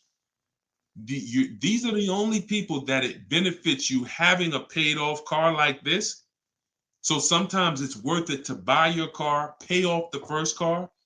And here's what I like. All right, so we got a lot of high mileage drivers watching right now. So I have a strategy in the book, and what you'll hear me talk about is really 2 routes for high mileage drivers, so that y'all can stop having all this negative equity when you come in to replace your vehicles. What typically happens with high mileage drivers, and the reason I suggest to them 2 cars, 1 car payment, is because they're putting so many miles on their vehicle, but your loan is a normal loan. Your loan is a 5-year loan or a 6-year loan. Those loans are made to go down for the normal or average driver. And even the average driver is going to have negative equity on these loans in the short term. So when you are destroying the value of your car because you're putting 20,000, 30,000 miles a year on it, it's going from being worth 20 grand one year to now it's worth 12 grand the next year because you put 30,000. You're destroying the value of it, but the loan that's attached to it is not moving. This is the indicator that the loan and the purchase price or the value of the asset is totally unrelated. They don't matter. That's why you have to make sure you get a good price on the asset. You can't just pay attention to what is my loan doing, because your loan doesn't tell you what you're really in the car for. So check it out. You now are putting all this mileage on your car. You come in 4 years and you're like, hey, you know what? Car got 200,000 miles on it now. Let me go ahead and trade this thing in. Problem is 200,000 miles, you still got 2 years left on the loan. You still owe 15 grand. You still owe 12,000. You still owe 20,000. And you are now seriously hurting your value, your next deal, because all that baggage you got to come to this next deal. The solution to stay out of that is to make sure that you are having I teach either 2 routes. Well, the third is really just be a long-term person. You could drive 30,000 miles a year. And if I'm a long-term person, I'll just have 300,000 miles on my car in 10 years. And then I just go switch it. It's keepers here that's long-term people, high mileage drivers, and they get their car. That thing got 250,000 miles. It's mostly highway. And in 8, 9, 10 years, they go and they replace it. No need to lease. Again, continuing theme. Long-term, don't think about leasing. Because some people who just tune in and they catch a brief, oh, is this so everybody should lease? No. That's what I'm trying to tell y'all. Long-term people, long-term purchase, you buying a car for your kid in college and they're like, yeah, I'm going to keep that thing for 10 years, man. You know I'm boring. Great. But most kids are not. They're like, hey, when I get my job, when I turn 24, I'm probably going to want something different. So if you're not a long-term person, you should be purchasing. But I mean, you should be leasing. But going back to the high mileage, y'all, this is how it works. The 2 strategies for high mileage drivers is to have one separate car. You pay that thing off. And now that becomes your mileage car. And you go and lease a nice car. This is beautiful. This prevents you from having 2 car payments. And this allows you to have a nice car that you're not destroying. So you pay off that first car. If you're going to go this route, your first deal is a purchase, because you're going to get that first car, pay it off, could be new, could be used, but it must be quality. Pay it off. And as soon as that car is paid off, now I go lease my nice car. So I might be putting a high mileage on that first car I'm buying, but once I go lease my nice car, now I got a payment over here. My nice car is over here. And this is when I take out to dinner. This is when I want to go out and have a good time. I don't want a car that I'm just always putting, 30,000 miles a year on. Now I split it. And this has allowed so many high mileage drivers to continually be able to predict what they're going to put in these cars, because now they can't. You cannot predict how much y'all are spending on these cars, high mileage drivers. Y'all are losing so much on resale value. Your loans are just so high and they're moving slow. You don't know how much you are losing, but I break it down for you. It's thousands. You can't destroy the value of a car and then go trade it. It follows you. So that's one strategy. Second is a high mileage lease. Second is straight up. First time I experienced this, I had a guy came in and he was bringing back a lease with 75,000 miles on it. And I asked him, I said, man, I didn't even know. And that's my ignorance. I was selling cars and I didn't even know that was available. And I said, let me ask you a question. How long you been doing these, like, what do you do? He's like, I'm in sales. Like I do 25,000 miles a year, every year. I said, okay, wow. And you lease your car? He said, yeah. Because I already know what a good lease deal is. I just didn't really take into account back then. This is probably 2015. I didn't take into account a high mileage good lease deal. And when he told me what his payment was, And he said, yeah, I come back 75,000 miles. I drop that thing off. I pay my payment every month. Now here's the thing. He might only be paying $150 or $200 a month more for his super high mileage. But that's much better than him buying the cold car, destroying the value, coming back and trying to trade it with 10, 15 grand negative equity. So strategy, you are not really purchasing cars with strategy until leasing and purchasing is in your tool belt and you know when to use which. For your family, not just you, for your family. It's not just you. All right. So great questions. So this is the type of stuff that's in the book. Everything's in the book. Whether you see me live, whether you see me on social media making videos, you're going to get all the information.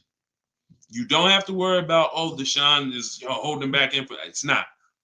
Now, access to me, yes, I have access. I have a Cars from Home University where I coach people personally and we work together. That's access. But as far as the information's out there. It's how you want the information. We'll get it to you anyway. If you want it all in one spot, get the book, get Car Shopping for people that hate car shopping. Download it now. It's 75% off. Scan the QR code or go to deshonesbook.com or go to my Instagram or TikTok bio and get your 75% off copy. But other than that, you don't have to worry about not having the information. See, what y'all have had to deal with is how do we make great car deals? How do we not pay penalties when we don't have the information? But now the information's here. It's here for you. It's just you got to decide, how do I want the information? Do I want to look through all Deshone's videos? I got a video on every topic. More videos to come. They're not in order, and they're for different people. Some of you are going to purchase used cars. Some of you are going to lease. Some of you are going to buy a new car. Some of you are going to pay cash. Some of you have good credit. Some of you don't. So throughout all those videos, you got to sort through that. In the book, you're only following one path. When I do videos, when I do a book, it's like one path. Let's stay focused so that we can keep you on track. That's why it's step by step. Yeah, that's how the book is designed. All right, how do you purchase a vehicle without proof of income? That's tough. You need other things that are going to weigh. That's a good question. So if you don't have proof of income, credit profile gets you approved, not credit score.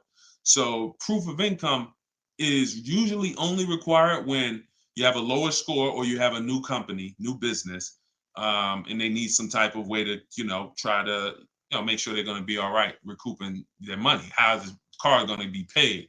So if I didn't have proof of income, then I got to work on credit. Or I got to have a lot of cash. And even then, what's the reason we don't have proof of income? Once I know that, I could better explain. What's the reason we don't have proof of income?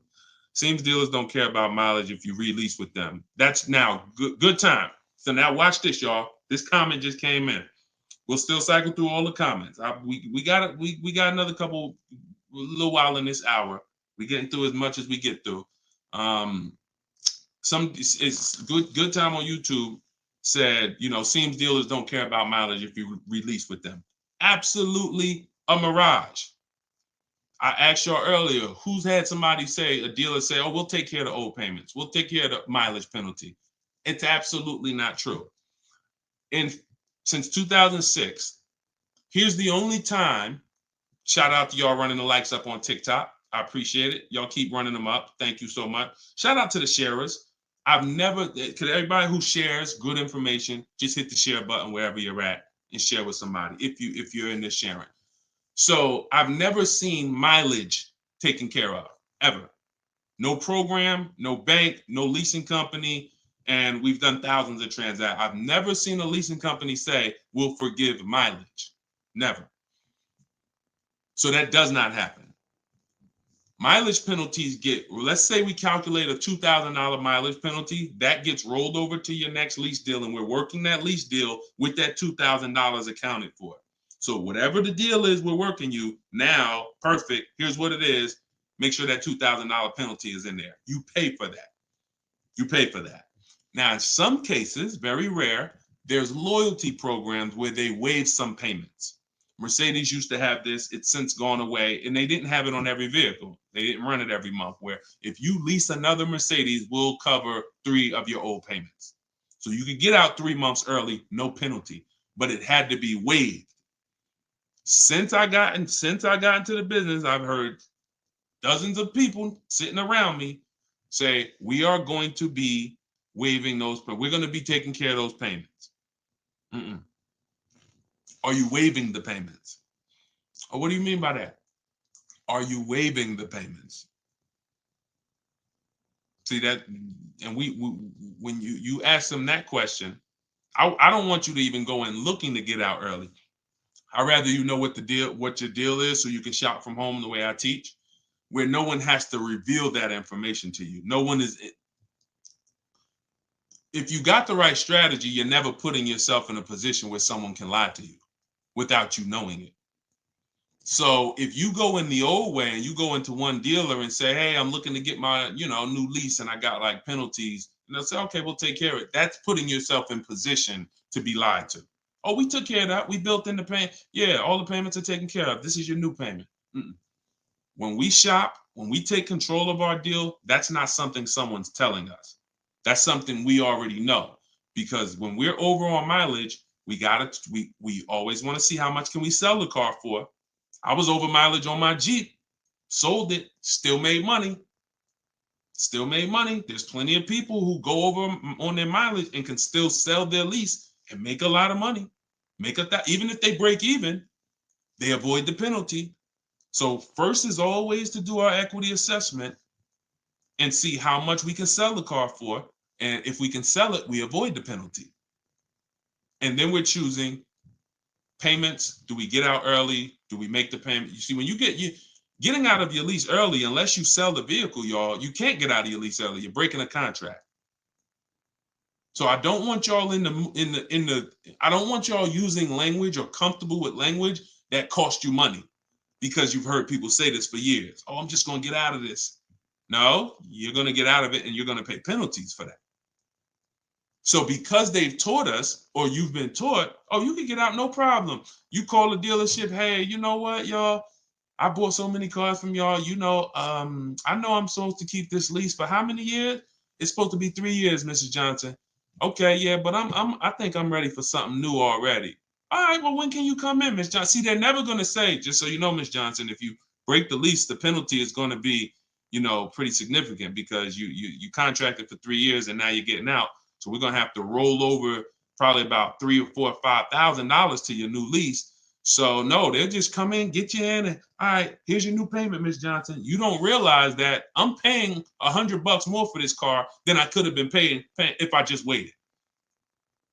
But because you've been taught to be a payment shopper, it doesn't matter to you. But somebody who's financially savvy, who's like, man, I don't want that extra $100 coming out of my house for the same vehicle. You're not going to do this. So we cannot ever believe what dealers say about penalties, about, oh, we'll take care of that. We find out, can we sell our car to avoid the penalty? Or if I can't, I either got to pay the payments and get out earlier, or I'm going to stay in it and just take the mileage penalty. That's not a bad idea most times, y'all. Sometimes people will call and say, yo, I'm going over mileage. And I say, okay, well, based on how you're going over, you'll only be over by like 2,000 miles. That's only $500. Oh, I thought it was going to be more than that. Nah, you're going to be over by 2,000 miles. Just, wait till the end. And then we'll, when you get your new car, build that 500 into the deal, and that's it. Or just pay the $500. Because very rarely are people, oh, I was supposed to drive 36,000 and I'm doing 100. That's just, wait, something went wrong here. What the heck happened? I can see you were supposed to do 36 and you did 40. You're supposed to do 36,000 miles. You did even 45. Maybe you got a different job. But I mean, how we have to structure our leases right so that if you know you're a high mileage driver and you take a 10,000 mile a year lease, shame on you. Like, we can't do that. We can't do that. Some people, oh, I'll just buy it at the end. You're killing yourself. You're killing yourself. The residual value, you're going to put a ridiculous amount of money on those, or a ridiculous amount of mileage on that car, and you're going to buy it in 3 years with 90,000 miles on it for the same buyout price that was estimated from your 10,000 mile a year lease. They estimated this buyout price is for a person who brings the car back with 30,000 miles on it. Here's the price. And then you bring it back with 90 and you pay the same price. Oh, I'm just going to buy it because I went over on the miles. No, killing yourself. You're realizing the loss. So again, this is why we want to be in your life.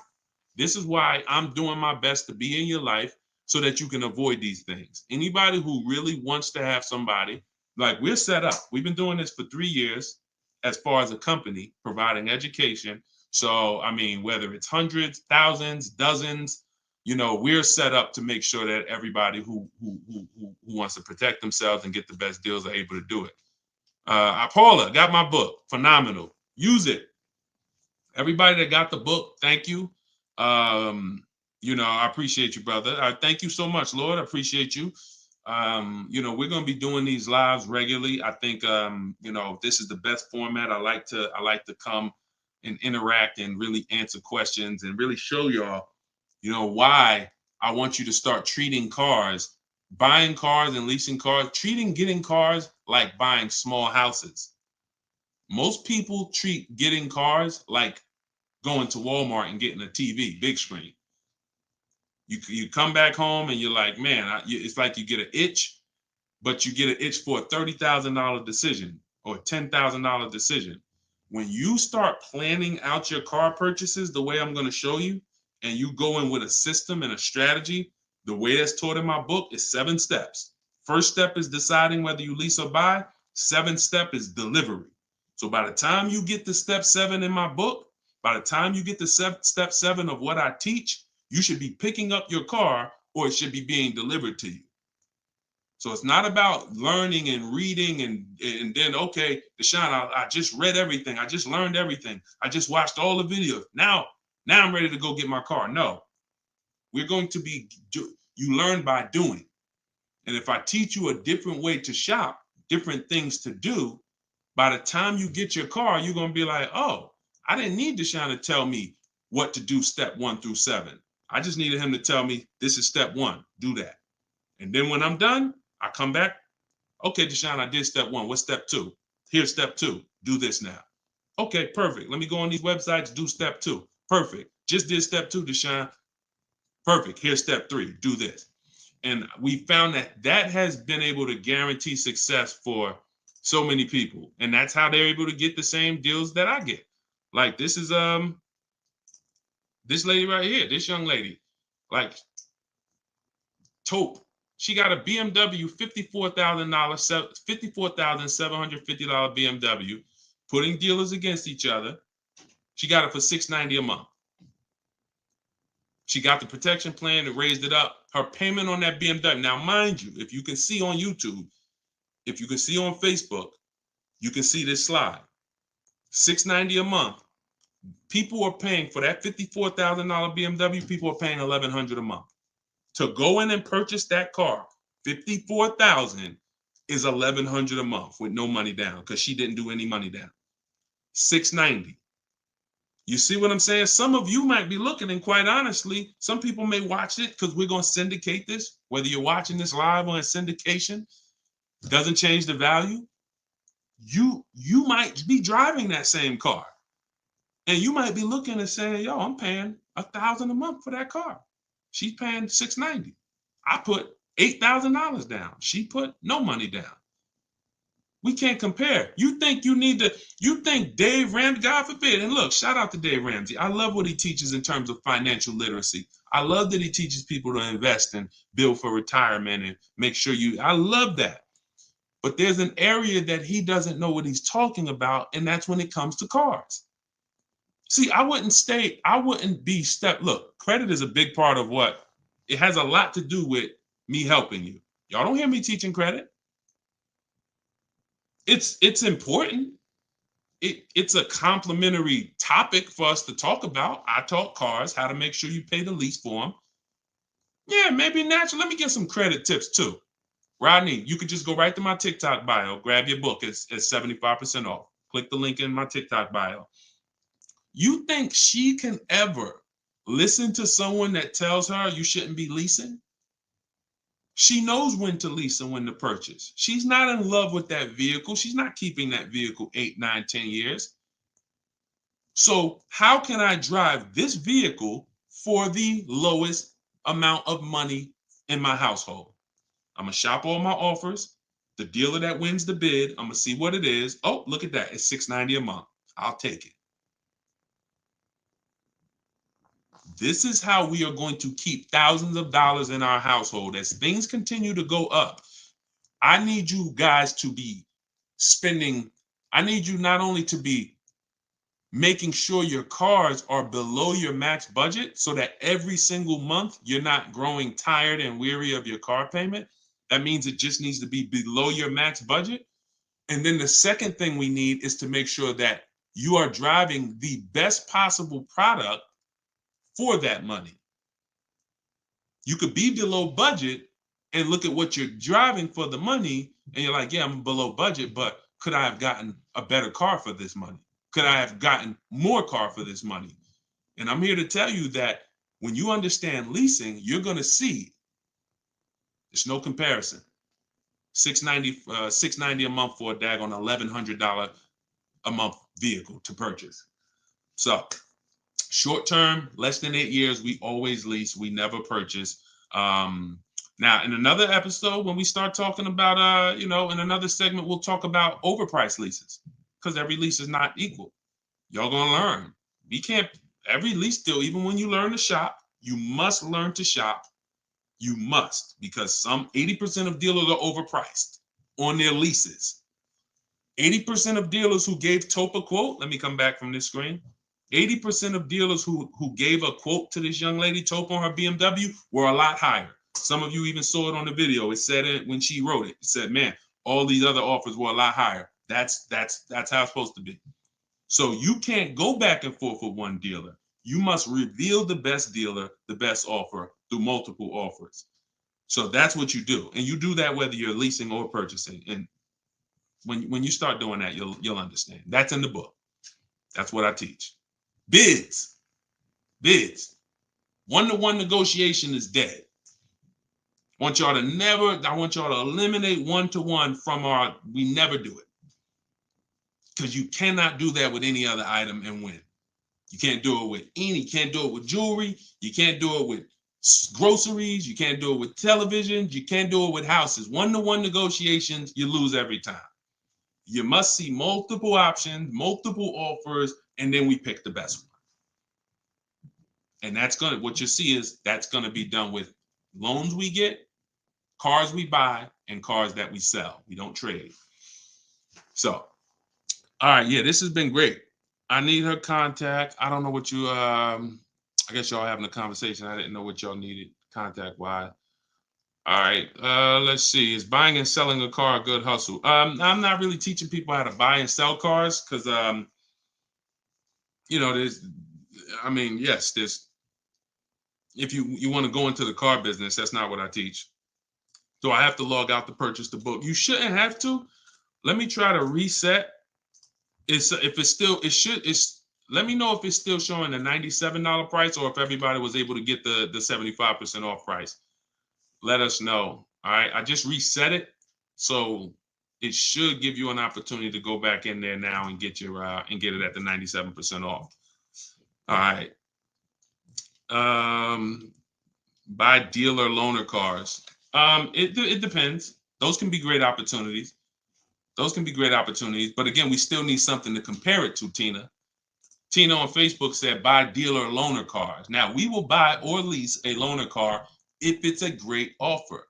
So when we reach out to dealers, you'll see in the book, I teach you to go to the website because I give you my scripts. I tell you what to say. Some of you could do it by phone if you want to call a dealership and try to get multiple offers, but I would only speak to a sales manager. And even then, you got to just make sure that you but only speak to a sales manager. But the point is, if they have a loaner car, it needs to be so much better than what I could get a brand new one for. So if, for instance, if the dealer that wins the bid is offering me $3,000 off on a brand new one. But a dealer with a loaner car is only offering me $3,000 off or $3,500 off, and it has 3,000 miles on it. I'm going to go with the brand new. But if I don't have anything to compare it to, then I might think 3,000 off is a good offer for the loaner car. See what I'm saying? See, price assurance. Price assurance is when you guarantee. I want y'all to listen. If you want price assurance, type PA in the comments. You want this every time you make a deal. Price assurance means I guarantee that I paid the lowest price that I could have paid. That's called price assurance. I want you to understand, some of you have been, though, is that possible with cars? That's what I want you to move from now on. I never want you to make another car deal without price assurance. How do you get price assurance? Multiple offers. It's the same way you get price assurance when you're buying groceries, when you're buying, spaghetti sauce. I know I saw enough offers to know there was nothing out there less. Not, I went in, I looked at one brand and said, I gotta have it. I like those. And it was $1 off. And I thought see, price assurance is the best thing with a car, because you literally can look at all these offers and say, this is the best one. It's amazing when you realize you're the prize. Some of you be like, man, I haven't been treated like I'm the prize. I know, we're gonna change that. So when you use the systems that I want you to use, you'll realize, dang, I've been the prize the whole time. You mean all of these banks and credit unions would work this hard to try to give me, it's all these options I got? It seemed like before I really didn't know all my options. That's right. But when you now change the way you shop and you now move into a bidding mindset, everyone I'm going to do business with must win the bid. The bank, the credit union must win the bid. And then I'm going to give the dealers a chance to see if they can beat it. Now they bank's going to get a chance to bid. Very soon we'll talk about how to do that without affecting your credit. I want to show y'all this bank bidding war process. We have a specific way we shop for loans, credit unions, banks. We let dealers access our credit, and the way it shows is one inquiry when it comes to affecting our score. You must learn that, because when you see how much money is in the loans, you're gonna be mad. You're gonna be like, dang, I never shopped around the way I should have for my loan. I never shopped around. That's fine. No, there was no one to tell you. Now there is someone to tell you that if you have a $30,000 loan and the interest rate is 5.9, if you could have got 4.9, that'd have saved you $1,000. You get what I'm saying? If you have a $50,000 loan, 1 point on the interest rate, save you $2,000. So we must imagine if you could get 2 points lower, say you $4,000. So we are excited to try to get money off the car. We're going to be just as excited to make sure we're not giving that money in our loan. The banks are not loving us because we don't want the banks to like us. We want the banks to say, man, we barely making any money on this loan, but we'll take it. You don't want the bank to say, every time they need a loan, they just come right to us. They love us. Give them 5.9. They don't ask no question. Give them 6.29. Give them 7.2. Whatever. They're not gonna shop. No, we don't want that. So, all right, y'all. So I will be back for another segment. These are the things we're gonna continue to do. We'll be live on all 4 platforms. We look to partner with more platforms in the future. So if there's a platform that y'all think we should be on streaming, let us know. Right now, we are, Facebook, Instagram, TikTok, and YouTube. So it's been great. We had probably, consistently 400 or 500 people on here. And so if you want to get your book at 75% off, as long as the timer hasn't come down, you should click the TikTok bio. Name of the book is Car Shopping for People That Hate Car Shopping. If you Google it, you'll see it's already rated 4.94 on Goodreads. We have 31 reviews. So we're on our way to being a 5-star bestseller. And it's really the people using it. So I want you all to use it. Get it for 75% off. Normal price is $97. Download it immediately. Start to use it. If you're on YouTube or Facebook, you can scan the QR code and get your copy, or go to Deshone's book. Yes, Mandy. Facebook is the same handle, Deshone the Auto Advisor, on every channel, whether it's YouTube, Facebook, Instagram. It's always Deshone the Auto Advisor. So we'll be back to answer more questions. We'll be talking more about leasing, but we'll be talking more about deal structure, shopping, how to check and make sure cars are reliable. There's a lot of cars going out here with bad reliability ratings, bad longevity ratings. So they are not the cars that we need to be buying for keepers. We got things we got to look out for, y'all. Like, this is the tip of the iceberg. We're buying a car to keep. You know how many people have bought a car, it wasn't quality? We didn't check longevity. I thought I was going to keep it 8 years, 10 years, but car started giving me issues, transmission issues at 80,000 miles. I didn't know that. We got to make sure we're checking these things. We got to make sure we look into every, so we'll break this down step by step. I'll be going over my system, my 7-step system, and just going deep with pieces of it and answering you guys' questions. Borrow against your money in the bank. Yeah, that's fine. Whatever gets you the biggest net return, Tina. She said, I don't get loans. Borrow against your money in the bank. As long as, just whatever gets you the best net return. I'm just here to tell you that interest isn't the only loss on money. Opportunity cost is a loss. When it comes to financial, if you were taking a class on finance, opportunity cost is real. If I could have put my money in something and made 10% on it, but my money was in a car and I didn't have that money, and that money is losing me 10% in the car. So let's just say I put the 20 grand in the car, and then every year that 20 grand is worth 2,000 less, then I'm losing. It's a negative 10% return every year on that 20 grand. When I could have had that 20 grand somewhere getting me 10%, use the bank's money at 4%, and now I'm still at a net positive when it comes to, am I richer at the end of the year? Am I richer at the end of the month? So I just say that to say we've been taught when it comes to finance, we just talk interest. Oh, I don't want to pay interest. I don't want to pay interest. But I'm here to make sure everyone knows the total package of why people who don't pay cash for cars, who could afford to, who literally can write $100,000 check for anything they want, why they don't. See, I'm not interested in, I'm interested in why the people who could pay cash for cars choose not to. And it's not what you've been taught. Some of it's not because, they just love debt. Now, these people have paid off houses. So these are the things that we're going to be talking about. So, and again, all in my book. If you want it all in one place, grab your copy. But yeah, this was a great segment. We will certainly be back. Always a pleasure. And just make sure you're subscribed so you do get notifications when we go live. Make sure you're subscribed on TikTok. Make sure you're following so that when we're live, you can jump on. Because we're going to be doing this a lot. All right. I'll see y'all soon. God bless everybody.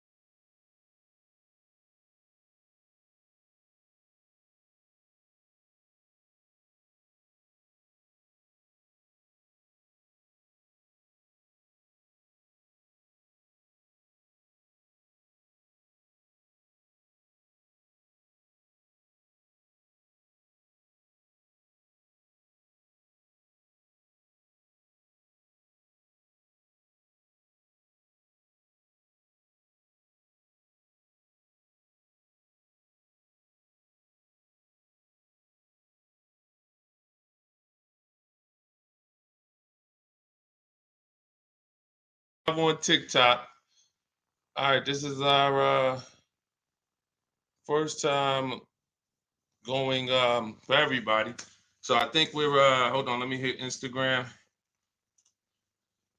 See, but then when I come here, I hit go live. Okay, here we go. We're good. We're good. I think we're good on all 4 platforms for the first time. Listen, if you are car shopping now or in the next 12 months, I want you to type me in the comments. No matter where you are, I want you to type me in the comments. We are live on Instagram, YouTube, Facebook, as well as TikTok. Good to see you, Colette. Good to see you, Andrew. After you come in, we haven't done this in a while because I'm just getting back into going live. But if you've been with us for a little bit, you know we do a roll call. Where are you checking in at? Good morning, good afternoon, good evening, depending on what time. I see you, South Carolina. Okay.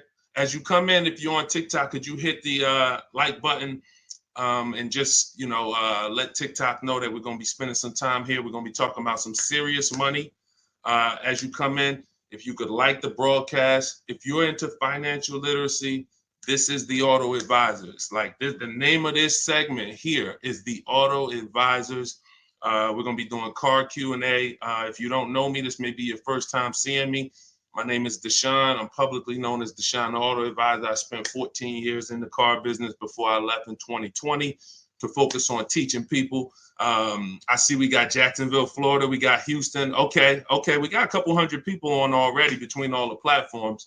We have Philly in the house. I see you. As you come in, just get your questions ready. What I'm going to be doing is going over various topics and doing lots of Q&A. So we're going to be spending this time that, y'all going to hear me go from things like leasing versus buying to things like structuring your deal and budgeting, all with the goal of helping you get below market car deals. So as you come in, if you could tag somebody, I promise you, here's what's going to happen. If one of your friends finds out that you've been following me, following the channel, using what we talk about over here to save money on cars, and then you didn't tag them and they find out later, man, I found this guy, Deshone, he's on, and you're like, hey, yeah, I've been following him for years. And they're like, man, why didn't you tag me? Why didn't you share the wisdom? So I want you to definitely do that. And I guarantee your friends will thank you. So as we come in, let's get ready for Q&A. I just want to make sure I did all the housekeeping. My new digital book, Car Shopping for People That Hate Car Shopping, is on sale right now. It's 75% off for our launch, so it will be 75% off the whole time that we're on. If you're seeing this video, you can go to deshonsbook.com, get your copy for 75% off. It's a digital book, and it's digital for a reason, y'all. It must be. I got links in there. I got links to scripts that you're going to be using. I don't want you guys having unpredictable car buying experiences. I want to see you having very predictable, controlled experiences. And in order for you to do that, you have to know what to say. And so I'm going to be talking about all of that. We'll be talking about all of this while we're on. So let's get to the Q&A. I just want to make sure you know, if you're on TikTok, you could go to my TikTok bio, get your copy. It's on sale for a couple minutes for 75% off. And then if you're on Instagram, you could go to my bio. If you're watching online, you can go to Deshone's book, or you can scan the QR code. All right, so let's get into it. Let me just make sure I can see the comments on Instagram. Let's see if I go live here. And okay. Can you talk about, this is Kira from TikTok. She said, can you talk about turning in a lease vehicle to another dealership to lease their vehicle? Very good question. We don't want to turn in lease vehicles without making sure we can't make any money on them. Some people have asked, do we have equity in every car? Equity is not in every car, but you do need to check if you have equity before you return your vehicle. Here's how we do it. We're going to call our bank. We're going to get our payoff. We need to get our payoff. You don't want the residual value, because the residual value doesn't include any payment you have, anything. You need the payoff. And what that's going to do is tell you the price that you could buy the car for. Now there's a customer payoff. Can we light up the likes on TikTok, please, so we could get some attention and let people know we setting people free financially. If you on YouTube, if you on Facebook, if you could like the broadcast and tag somebody, I promise they'll thank you. So the first thing we're doing, y'all, we're never returning our leases. We are never returning our leases without doing an equity assessment. We got to check to see if we have any equity in our vehicle. We get our payoff, and then we're going to get at least 5 cash offers. At least 5 cash offers. What does that look like? That means you're getting offers from Vroom's out of business. Driveway, you're getting offers from, and I'm gonna tell you, when you do this, if you are selling a lease, you must put no when it asks, is the vehicle a lease? You must put no. And I'm gonna tell you why. The way these companies are set up, they're set up to buy vehicles. But in 2022, 2021, when they saw us making all this money selling our leases, a lot of the auto companies got the banks implemented what's known as a third-party restriction, which doesn't limit if you can sell your vehicle. It doesn't. It limits who you can sell it to. So we got to ask our banks, do I have a third-party restriction? And the way these buyers' websites are set up, the ones I just named, the Driveways, the Auto Nations, the Kelly's Blue Book Instant Cash Offers, these are people who literally inspect your car, give you a check the same day, CarMax, Carvana, and we must get offers from all of them. See, we don't realize, as y'all learn more about saving thousands effortlessly and easily, you're going to learn it comes through bids. It comes through bids. It doesn't come through giving one person an opportunity to buy your vehicle. We must get bids. When we let the market bid on our vehicles, we're going to win every single time. We're never going to worry about if we overspent. We're never going to worry. This is all in the book. So everything I'm teaching y'all on this live and in my free vid, it's all in my book, step by step, 75% off, get yours. But you have to know exactly what the market will pay for our vehicle. We must know that, and that's very easy to do. Go into these websites, getting these offers. Their offers are really good. They put their best foot forward. Sometimes the dealerships, which are Kelly's Blue Book, Instant Cash Offer, Auto Nation, they might try to, what they're trying to do is put a number online and see if they can stand by it. So we got to make sure we're very accurate when we tell people how much, what the condition is of our vehicle. But then we're getting offers. So if you get those offers, y'all, and you see that those offers are 1,000, 2,000, 3,000 more than your payoff, then that means you have equity. If it's 4 or 5, that means you have equity. And here's what you got to know. The customer payoff for our leases, when we're done, we're still talking about answering this young lady's question about what the lease in process is. She asks, should we return a lease and lease another vehicle from the same dealer or a different dealer? What I'm trying to tell y'all and get across to y'all is all of our transactions from now on, who we sell our car to, that's going to be different than who we buy our car from. See, y'all know that the car business has programmed us to give the dealership 3 transactions. We're going to buy a car from them. A lot of times we're going to trade our cars in, and then we're going to get our financing from them.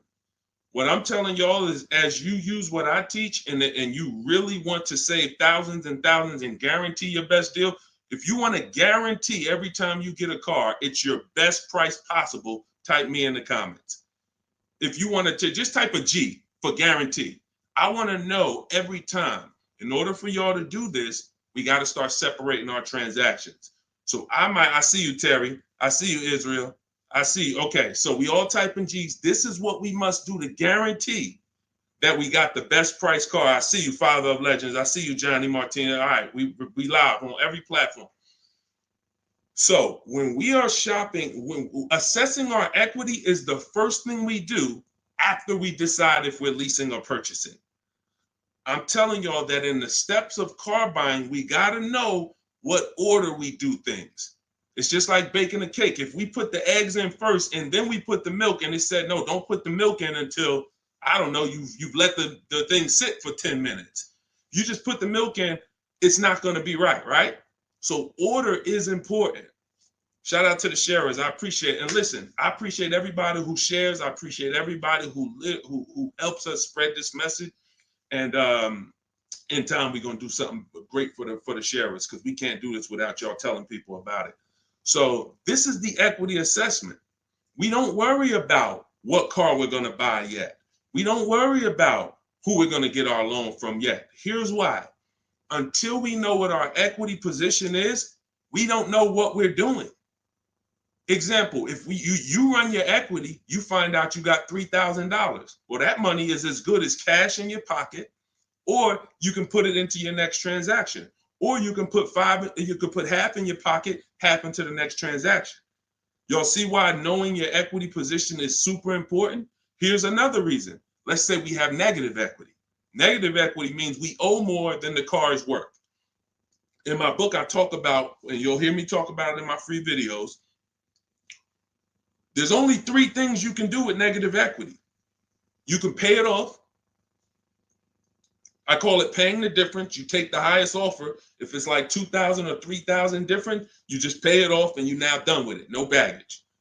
You can transfer it within limits though. So when you go to transfer negative equity over, this is where we get to the point where negative equity can either stop our deals or it can literally kill our deal. The bank is only going to approve a certain amount above the value of the car we buy. So let's say we're buying a $20,000 car. The bank's not going to approve 30,000, 40, 50,000. They're going to look at the price and say, wait, car's worth 20.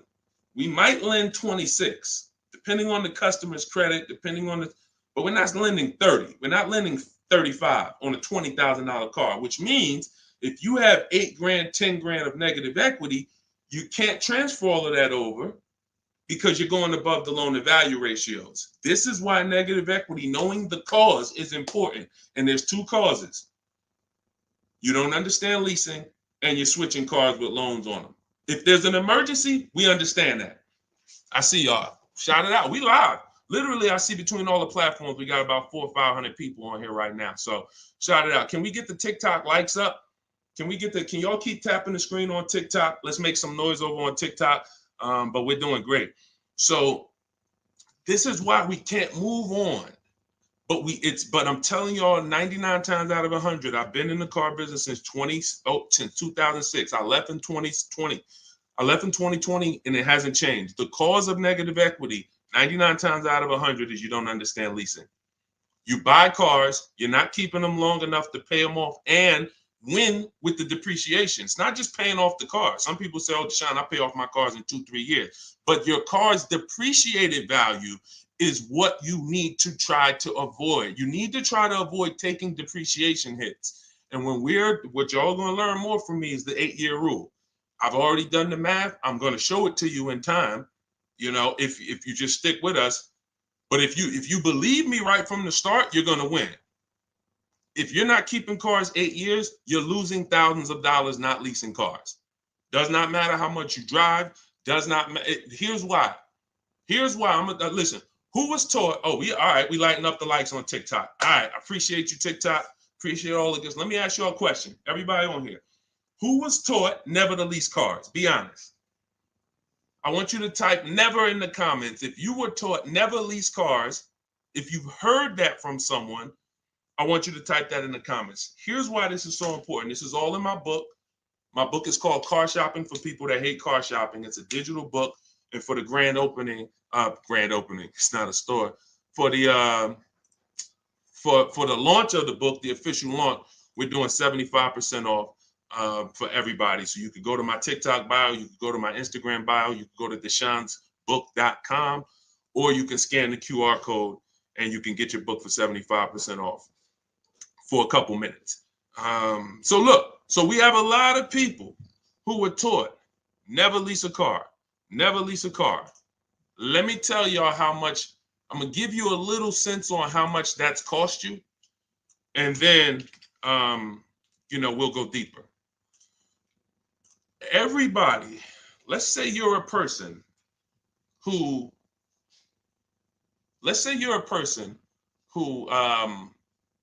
keeps their cars until the wheels fall off. We call those cars keepers. If your next car is going to be a keeper, type K. That means I'm gonna keep this thing until the wheels fall off. I'm gonna keep this thing 8 years minimum, 10, 12, 15. That's what I do. I see you, Abby. Now, the benefit about buying a car and keeping 8+ years is you get to outlive all the depreciation. Your car loses X% of value the day you get it.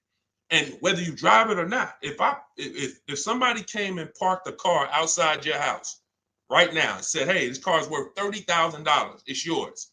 Now you say, I don't drive. I already got a car. I don't need it. You come out a year later, is that car worth $30,000? You didn't drive it. See, this is your first, you didn't put a mile on it. You didn't touch it. It just stayed out there. It was worth 30 when they dropped it off. Is it worth 30 today, a year later? Exactly. Here's what I'm telling y'all. That's the first deep lesson on depreciation.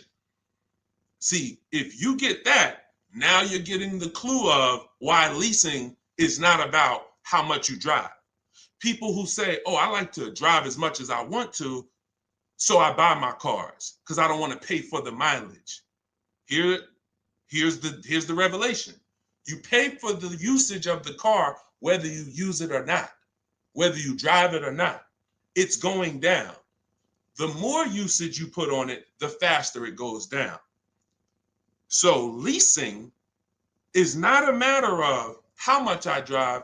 Leasing is, if I get a great lease deal, we're going to talk about that. All lease deals aren't created equal. And these commercials we see that say, hey, 3,000 down, 8,000, these are not lease deals. I'm going to show y'all some lease deals over, I'll actually probably show y'all one in the next couple minutes. Great lease deals are not advertised. They're made in secret. No one really knows about them. The great lease deals are not advertised. Great deals are not advertised. Great deals are not advertised. So you can't judge the lease pricing by what y'all see in these commercials, or it's not going to make sense to you. But when you get great lease deals, it is no comparison. The name of the game is, will I pay less with a great lease deal in depreciation than I would pay if I purchased that car? That is the name of the game. And when I look and see, all right, if I get a great lease deal, I'm only paying 30% of the car's value, 35, 40%, 45%. But if I bought that car, regardless of whether I pay cash, regardless of whether I got a loan on it, the asset, the value of the car is going to go down by more than that. So what we're doing when we're leasing versus buying is we're trying to hedge against depreciation. We're trying to acquire a car that says, based on how I got this car and the price I'm paying for it over 3 years, it's thousands less than if I would have went and purchased that same car and just took the value of the depreciation. And this is what I'm telling y'all. They've hid you can't understand this when you're just tied into payments.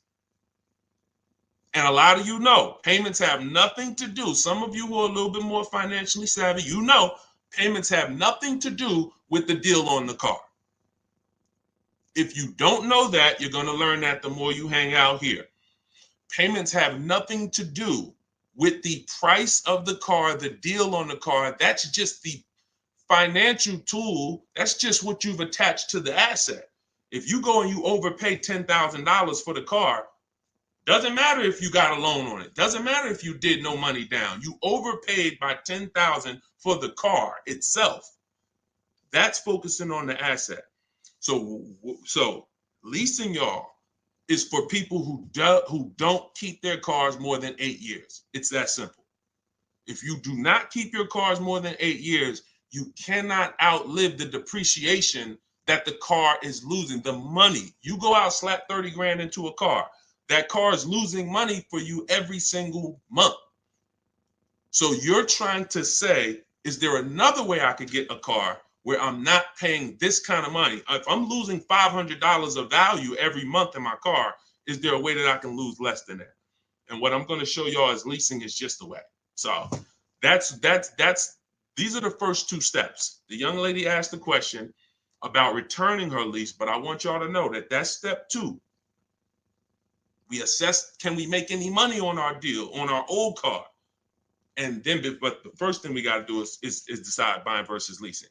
Lease the loan. Good Time said, lease the loan car was good. Welcome to everybody that jumped on.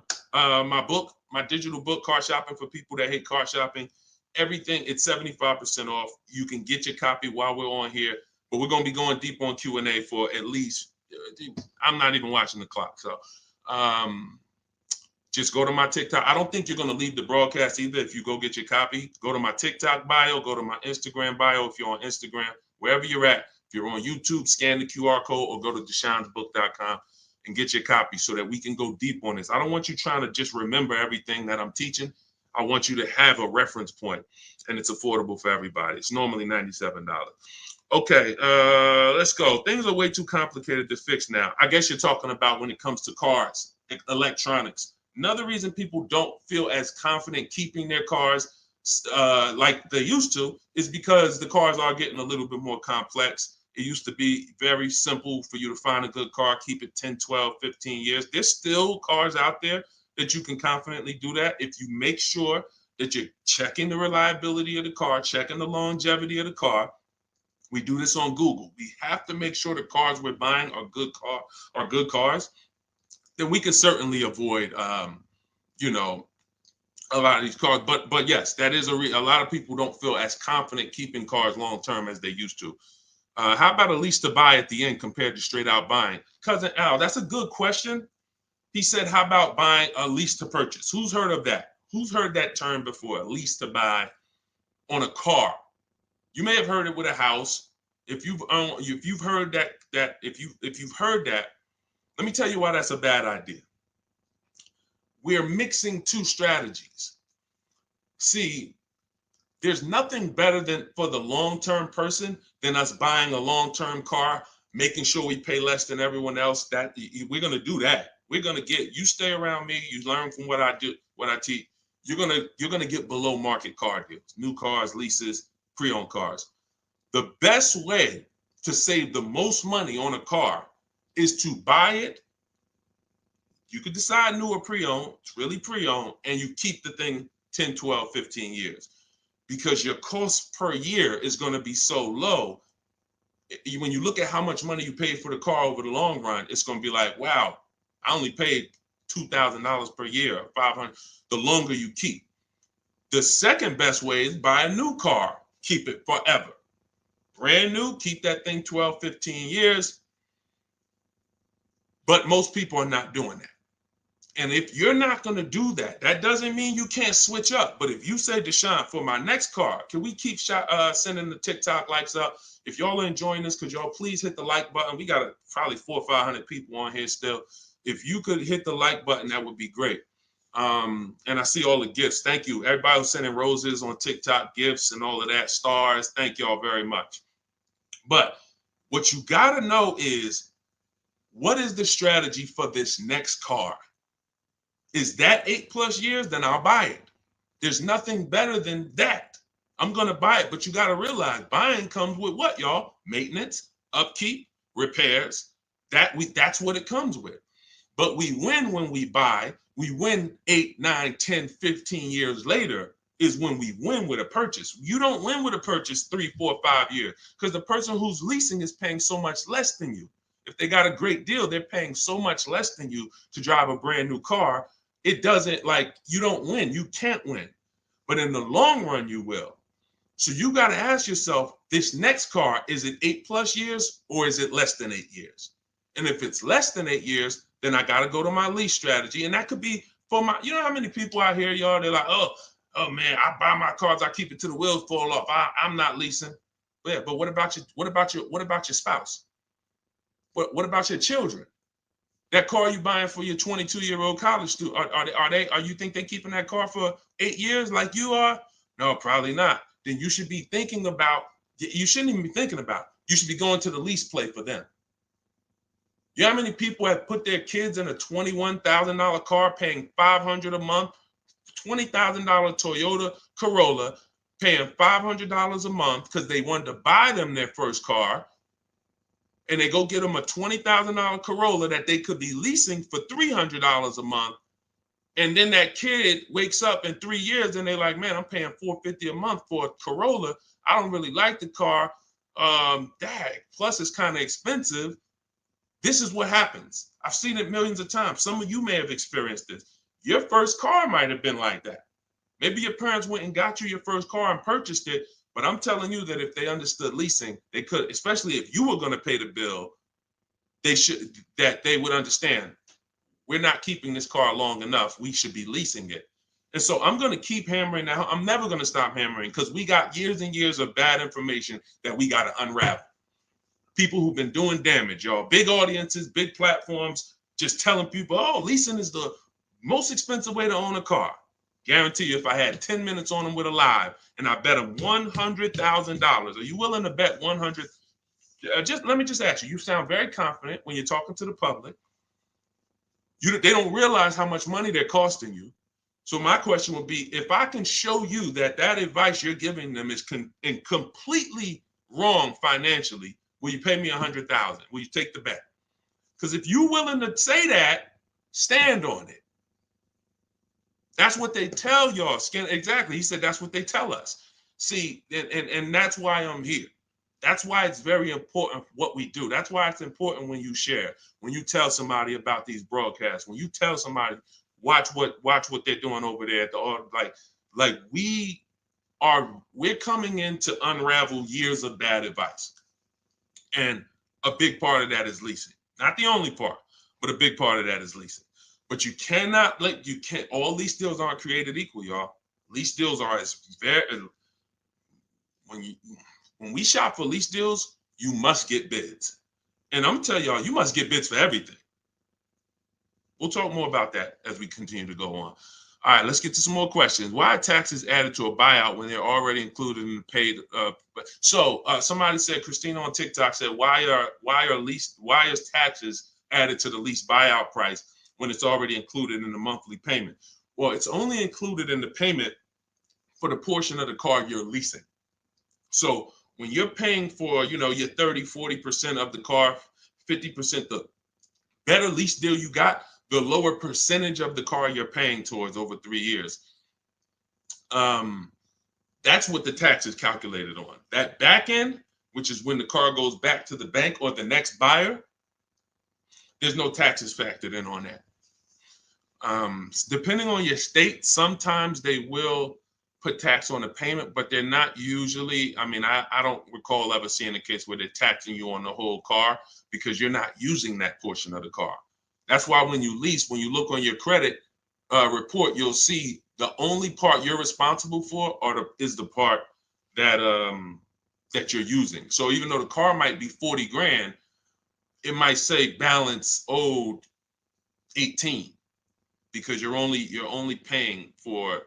responsible for that 14. You're not responsible for the back end. All right, we lighten up the likes on TikTok. Appreciate y'all.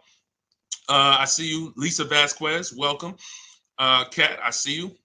All right, let's go. Let's continue to rotate questions. What happens to my down payment on the lease? See, a lot of people asking about leasing. This is good. This just goes to tell you something. A lot more y'all gonna lease when you understand it. In fact, when you understand it, your next car will be a lease. Quite honestly, unless you can guarantee me, Deshone, I'm keeping it 8 years. If you say, Deshone, I'm keeping this thing 8 years, you go ahead and buy it. Don't think about leasing. Go ahead and buy it. But if you cannot confidently say I'm keeping this car at least 8 years, and you're going to learn, I'm going to do a upcoming show where I show y'all my screen. So if you're on TikTok, make sure you're on YouTube or make sure you're on Facebook. If you're on Instagram, because y'all are not going to be able to see my computer screen when I actually go deep and show everybody, my screen and we compare. I'm going to show you all the numbers because I'm not going to sit here and I don't want y'all thinking this is my opinion. This is by the numbers. So Good Time says, what happened to my down payment on the lease? So you should only do a down payment on the lease after you've already verified you got a great deal. Pay attention. This is very important. Once you down payments, y'all, never come into play until we verify we got a great deal. This is all in my book, Car Shopping for People That Hate Car Shopping, my digital book. You can download your copy. Go to deshonsbook.com. It's 75% off for a couple minutes. You won't leave the broadcast, but I don't want you to miss the opportunity. The book is great value at $97, but for our official book launch, we're doing 75% off. So you can scan the QR code or go to my Instagram or TikTok bio, get your 75% off book. So when you are doing a down payment, whether you're purchasing or whether you are leasing, it's critical that we verify we got a great deal on the car before we ever talk about payments. This has always been. How many of you have had this question? You're looking at a car and they say, hey, what do you want the payment to be? What's your goal? What's your goal for your payment? Type a dollar sign if you've heard that question. What's your goal for the payment? Thank you, Say What. I appreciate all the compliment. I appreciate it. If you've heard that question, type a dollar sign. What do you want your payment to be? What's your payment goal, right? Here's why that's not important. And here's why you never feed into that. If you feed into that, you run the risk of focusing on the payment structure and not the price of the car. You also run the risk of focusing on the payment structure and not shopping for your own interest rate and letting banks bid on your loan. When we do an episode, we'll do a show that is about structuring our deals, and you'll see that when we start getting our financing, y'all, we never want to let anyone run our credit until after we found our car. Because what people are trying to do, y'all, is they're trying to run your credit and they're trying to give you a time limit. Now you have a hard inquiry, but you also have a time limit to go find a car. That's not good. They might give you 30 days or 45 days, 90 days before the approval expires. It's usually 30, 45. That's a problem because now we're out there rushing. But when it comes to down payments, we are only structuring our deals after we found our car. So I teach you how to get bids on your lease. Get bids on your lease, get bids when you're buying a new car. Once you find the dealer that gives you the lowest bid, now you come in and you see how you want to structure the deal. You must get bids first. And the way we shop for leases, I'll tell you about how we shop for purchases too. But the way we shop for leases, we must get all these offers because there's so much money that could be hidden in a lease. It's ridiculous. People would love for y'all to come in and lease and come in and say, oh man, Deshone said, I'm gonna start leasing. Now you go in and they structure you a lease deal. It looks better than a purchase, but it's still not a good deal. So that's why we gotta know when we are shopping for leases, we are always shopping offers with, here's how you shop them. This is in the book, but if y'all want to try to remember this, be my guest. You are getting your lease deals, your offers with first month's payment total out of pocket. First month's payment.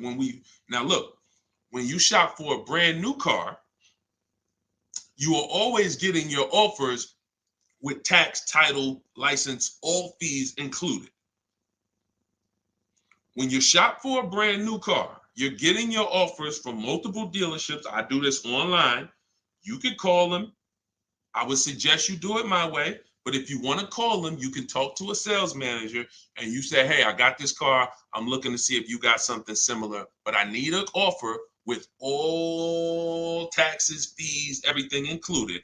And now you're comparing that. But I would only talk to a sales manager if you're going to go that route. Again, in my book, I teach you the scripts. I got the emails that we use to do this because you want to use my words. But if you're not going to use what's in the book, you should be calling and asking for a sales manager and just give them an opportunity to beat the quote. That's a manual way to do it, but it's still better than you going back and forth with one dealer. We cannot go back and forth with one dealer anymore because when you start getting bids, mark my word, it's going to blow your mind when you see how overpriced some dealers are. When you see how overpriced some dealers are, it's going to blow your mind. So in order for you to shop your lease quotes, you're shopping your lease quotes with no money down, so good time. When you talk about what happens to your down payment on a lease, well, you're not putting your down payment down until you got a great lease deal. So you get your lease deal, first payment, and then you divide that into the monthly payment. Into the MSRP. Very important. Let me give you all an example. Pull up my calculator. So let's say I got an offer of $500 a month on a $40,000 car. That's what's called a 1.25% lease. You take the monthly payment and you divide it into the MSRP. That gives you a percentage. The lower percentage, the better the deal. And this originated from some of who's heard me mention the 1.5% rule for bad lease deals. Type me if you've heard that. No, you don't have to tell them you're pre-qualified before you go. It's not even a question. We're just shopping for the price of a car. So you've heard, okay. Okay. So, see, and I looked at another question while I was in the middle of answering one. So, wait, we were talking about lease quotes. We were talking about, okay. Okay, that's right. The 1.5% rule. So when y'all hear me mention the 1.5% rule, I'm telling y'all, again, it goes back to the fact the lease, the name of the game with a lease is how much can I pay for a car over 3 years that I'm giving back? The lower, the better. So since the beginning of time, people who got great lease deals knew about the 1% rule. The 1% rule said, if I buy a car, if my lease payment is 1% of the MSRP or below, it's a steal. So if I'm looking at a $40,000 car and my lease payment on it, 12,000 miles per year, is $400 a month, no money out. No money.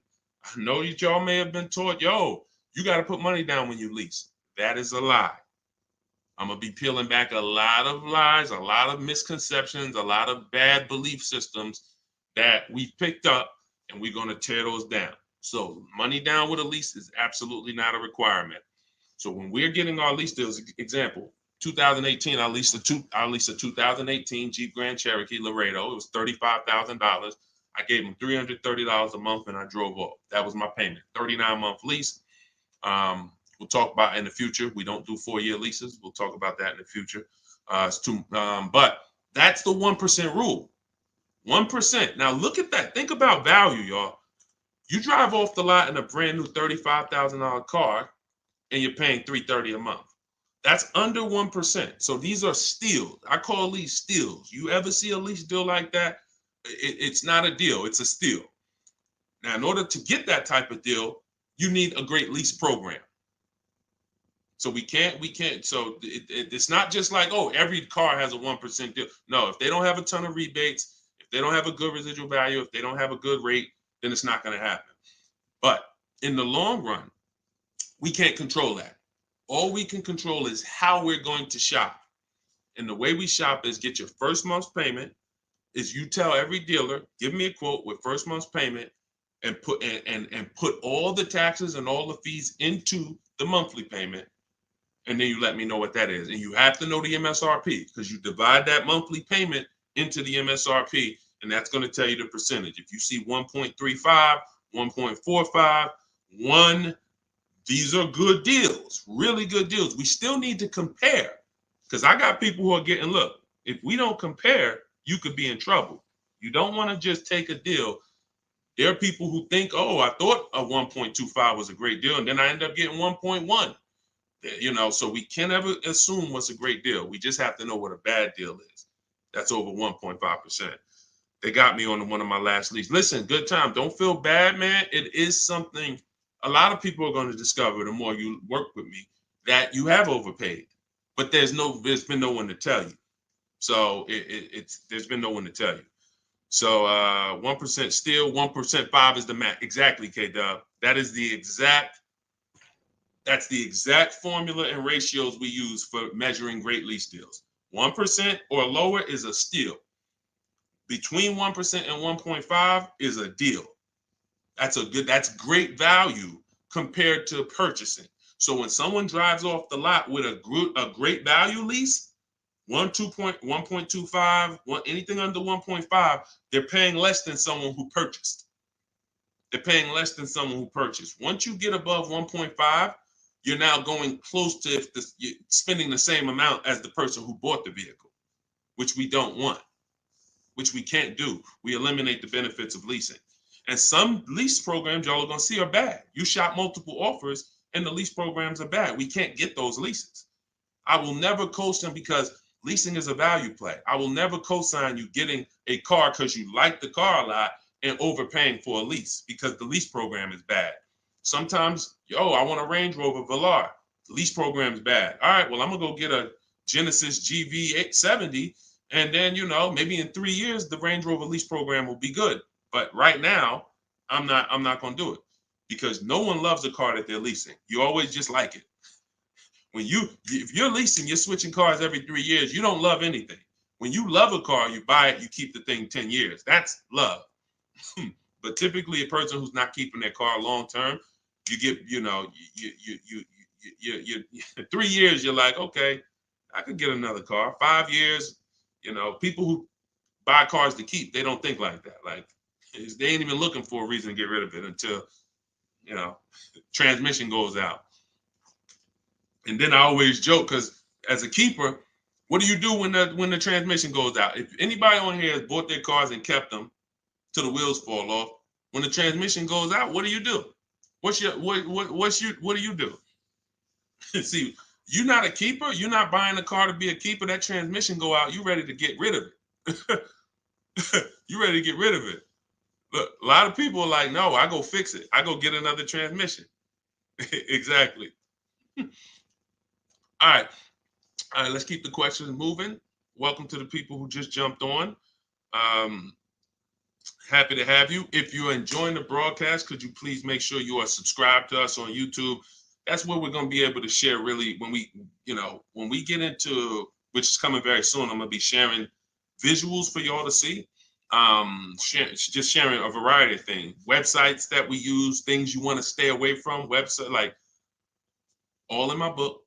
But in time, you're going to want to see it on YouTube because you might not be able to see it on Instagram or TikTok. What's the MSRP equivalent for used cars? F Broncos asked. Here's what who's purchased a used car? Type a U.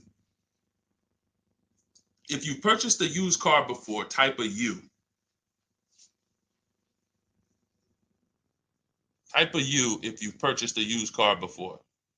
Okay, I see Al Boogie, I see FL Bronco, I see Amore, I see Justine. Okay, every platform. Ebony Eyes. Okay, Larica.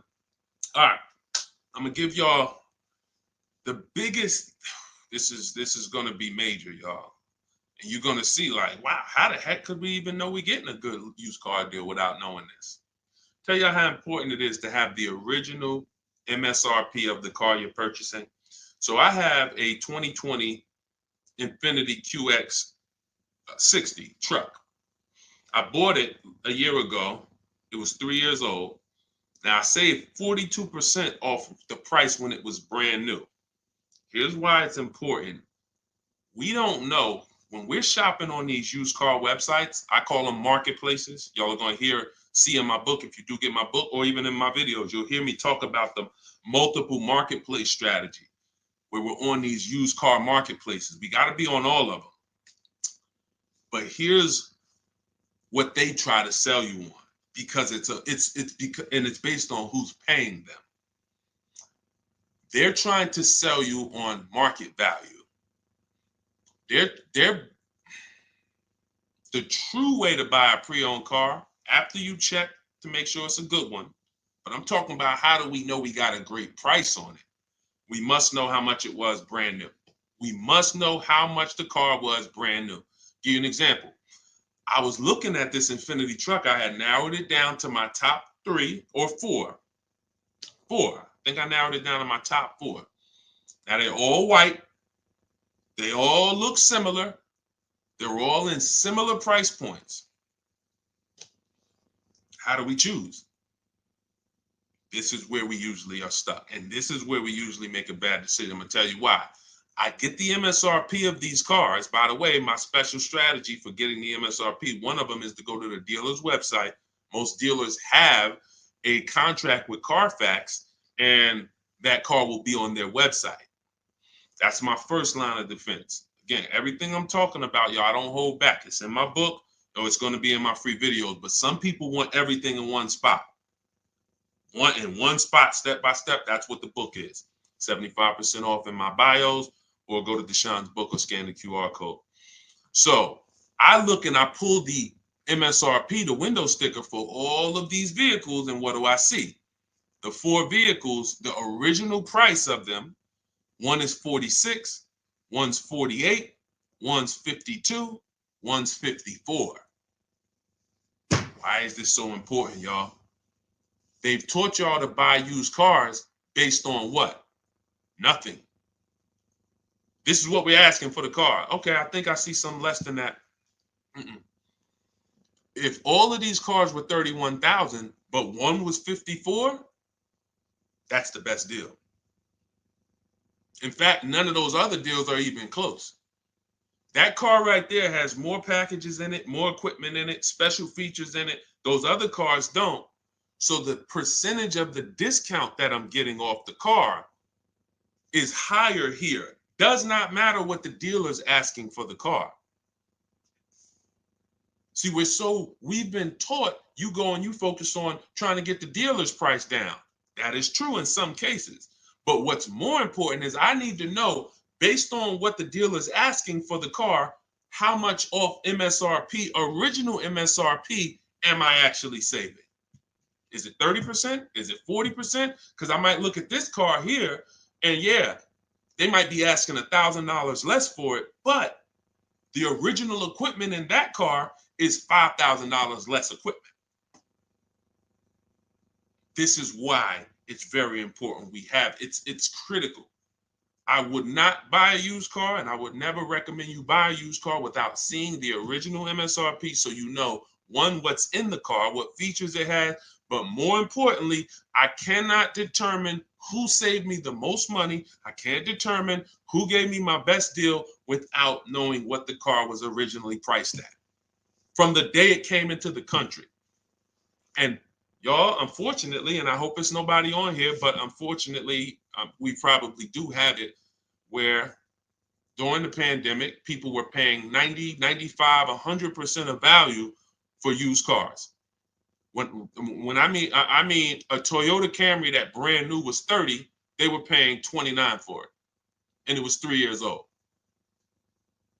See, I call this true value percentage, TVP. Y'all are going to hear this. We call this true value percentage. We can't look at a used car. See, once we see, wait a minute, based on the new price, the car when it was new, you charging me 95% of the car's value, and it's 3 years old. Once we start looking at true value percentage, car was brand new 30, you asking 25. Okay, you knocking this percentage off. This is how we make sure. Now look, that doesn't help us get quality cars. That doesn't help us stay within our budget. We'll talk about that in the next hour.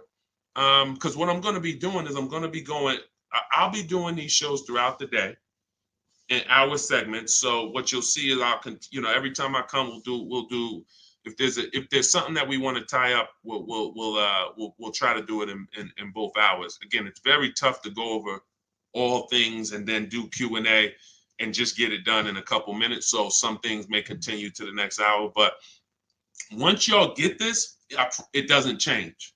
So although, some of this might be brand new to you. I'm sure it is for a lot of you, having a system for how you shop, boundaries. But once you see how this thing works, it doesn't change. That's why I could write a book.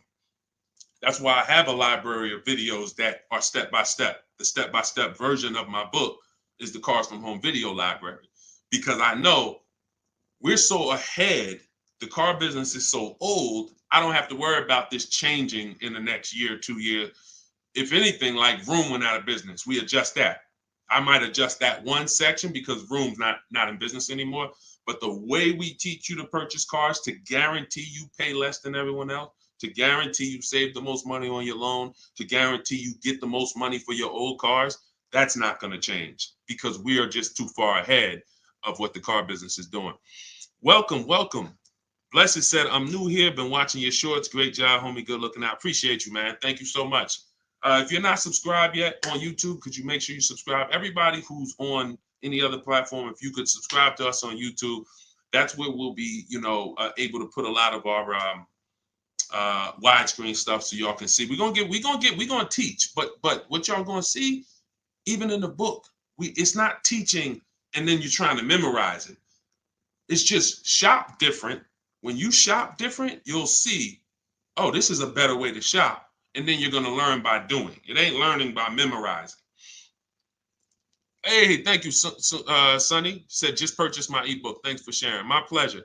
Everybody could get it for 75% off in my TikTok bio or my Instagram bio, or you could go to deshonesbook.com or scan the QR code, no matter where you're at. Let's see. I'm new here, but hold on. I got that. Hold on. Let's go. I still can't see the questions on Instagram. For some reason, I can't see the questions on Instagram. We got to figure that out. Now, here's what I will say.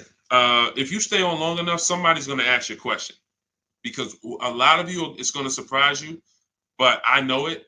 We've been working with people long enough to know a lot of you have the same situation, literally. So you stay on, even if you don't, your question doesn't get answered, you'll hear somebody that's, oh, that's the exact same situation that I'm in. Josie said, I really need help. I'm interested in buying a 2001 H1 with 70,000 miles, 75,000. Should I go for a 40,000 of 50K? I don't really understand that. I really need help. I'm interested in buying a 2001 H1 with 75,000. Should I go for 40 or 50K? So I'm guessing you're saying I'm buying a 2001 Hummer with 75,000 miles, or either is that asking price is 75,000? Should I go for 40 or 50K? No, we go for whoever wins the bid.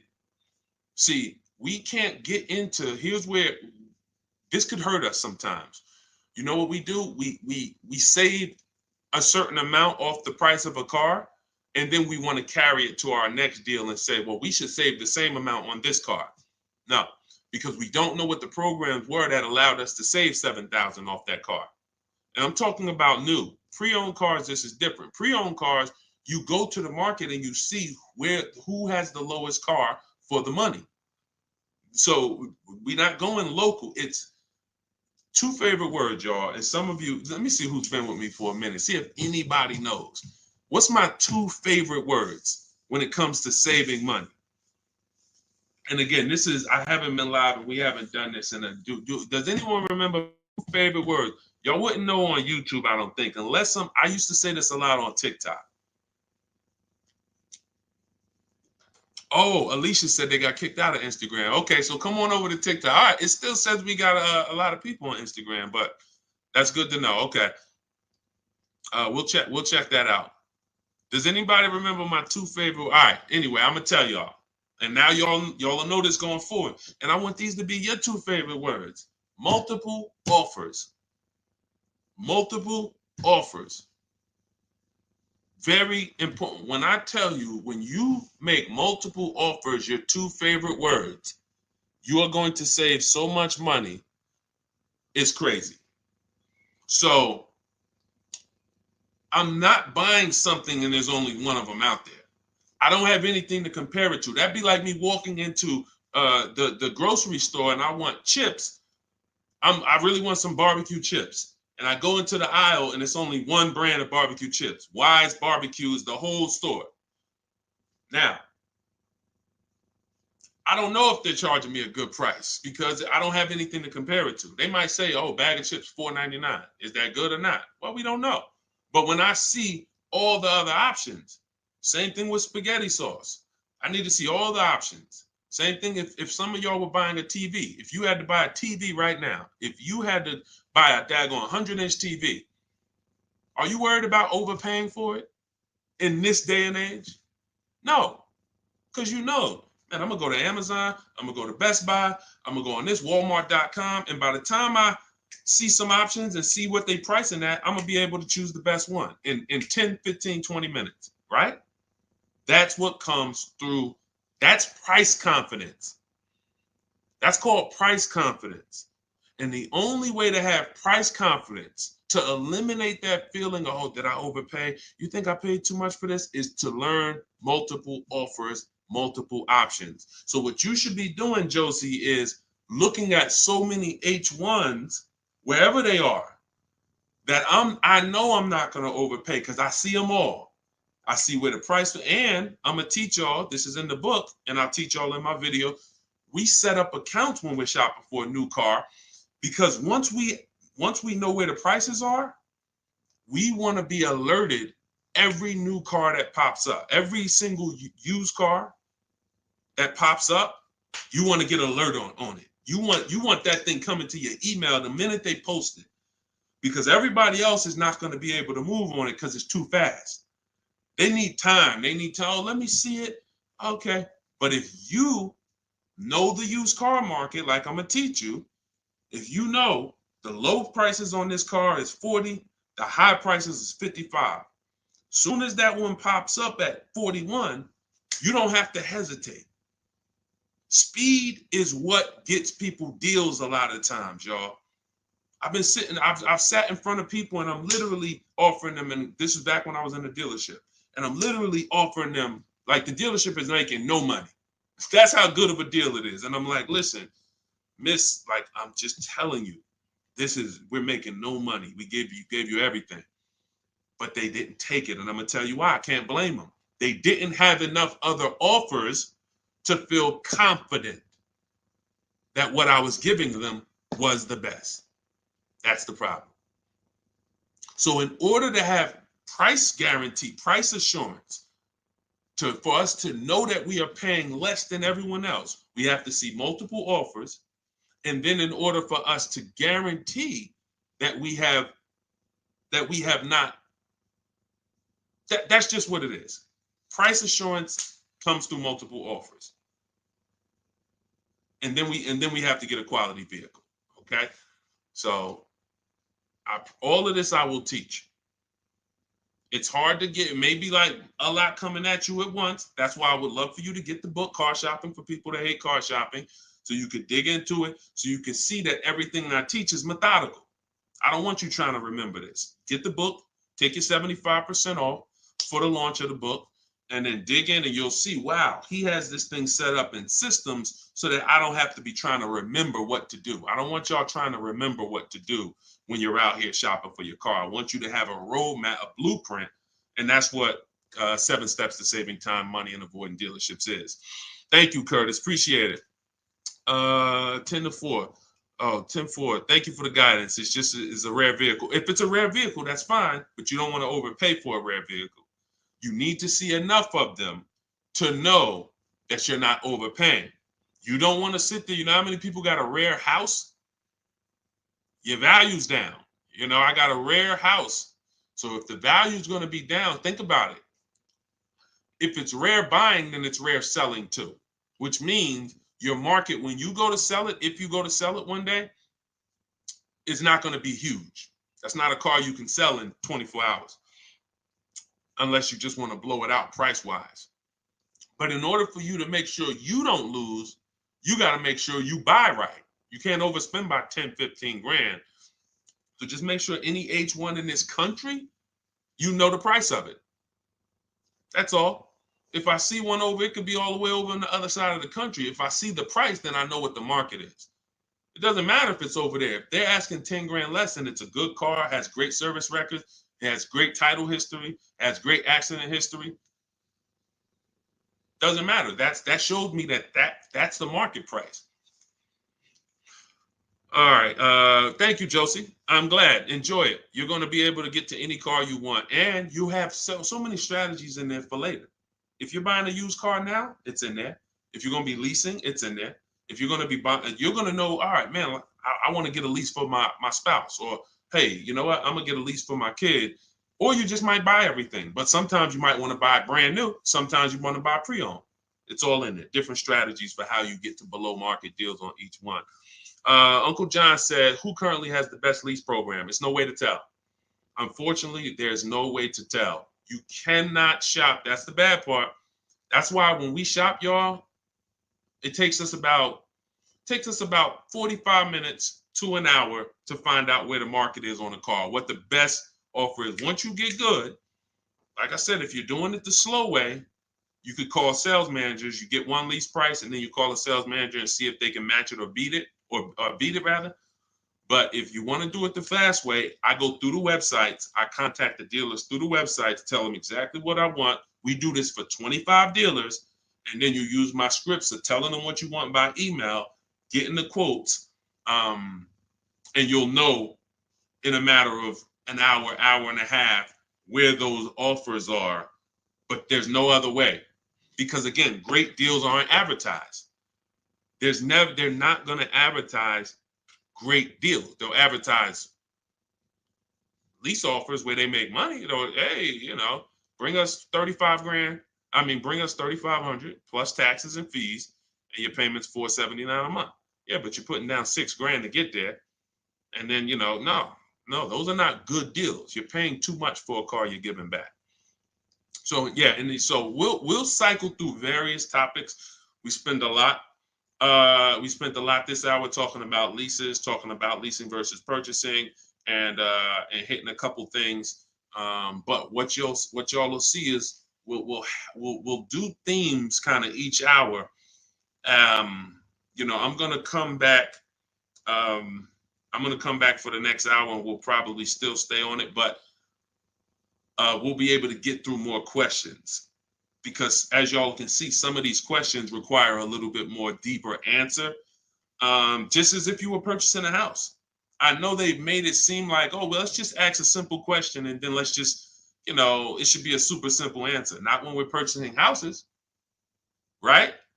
It's never simple when we're purchasing houses, when we're getting mortgages, when we're investing. Why would it be simple when we're buying $20,000 to $50,000 to $100,000 vehicles that depreciate, that lose us money whether we drive them or not? That's danger. You got a real lesson on the dangers of depreciation in this hour. Like, ridiculous. You drive a car, buy it, park it outside, come back in a year, car's worth thousands less. You never drove it, never got behind the wheel one time. So when you have that type of product and you're coming into your household, it can drain you of money if you don't structure your deal in a way where you've minimized your losses. The name of the game is to minimize the amount you're losing on these cars. Cars are depreciating assets. You can't make money on them.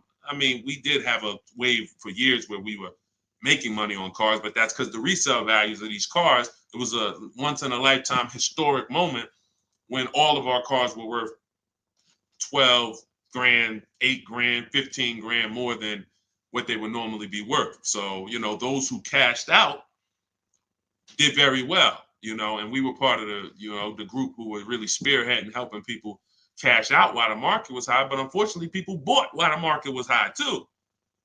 So this is we'll be talking more about these things every hour. So lease good for bad credit. Now what you're gonna have to do is set yourself up.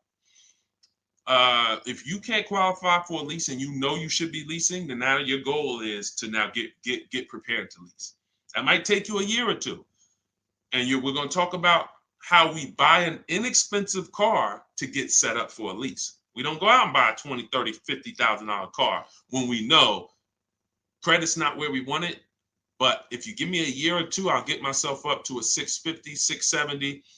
I'll use an inexpensive car to build a good payment history, because I'm paying more for interest because my credit's not good. So the last thing I want to do is buy an expensive car and have a higher interest rate. Now, when I go to switch out of that car in 2 years, because I'm ready to get my brand new lease, now I got 10 grand of negative equity. That's now, first it was credit stopping me from getting the lease. Now I got too much negative equity stopping me from getting the lease. These are two things we want to avoid when we're trying to set ourselves up. And the way we do it is we make sure we buy the least expensive car we could get a loan on. We want the smallest loan possible.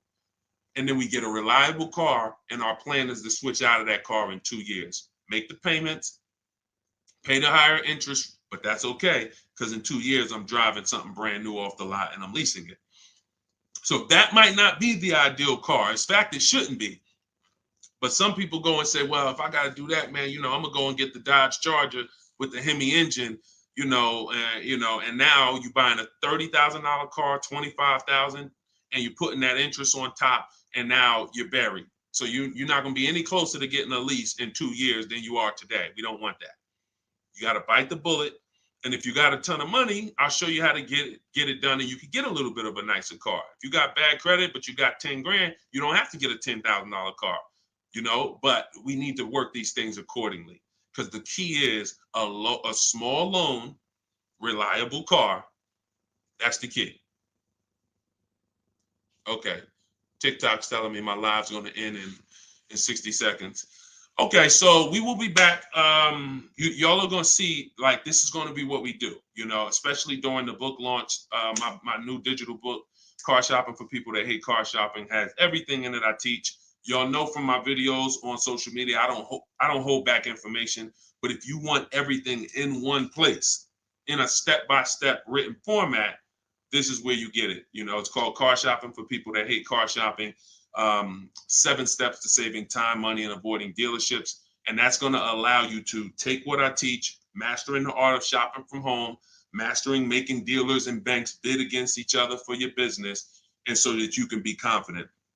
But please make sure you subscribe so that you can get, and if you're on our email list, you'll get notifications of when we go live so that you can make sure you jump on. If you're in the market for a car, we want to make sure you are armed with everything you need to save tons of money. So thank you, We West Coast, a lot. Appreciate you.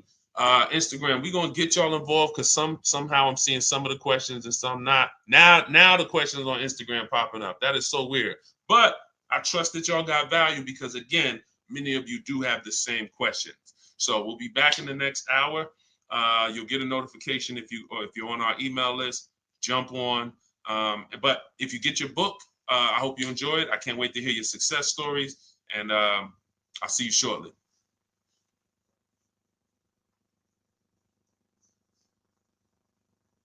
Oh, and if you need the book, it's in my TikTok bio. Some people are saying, where do I get the book? It's in my TikTok bio. Click the picture. It's in my Instagram bio. Go to the bio. Click the picture. If you're watching on or you could go to deshonesbook.com, or you can scan the QR code depending on where you're watching. So, all right. See y'all soon.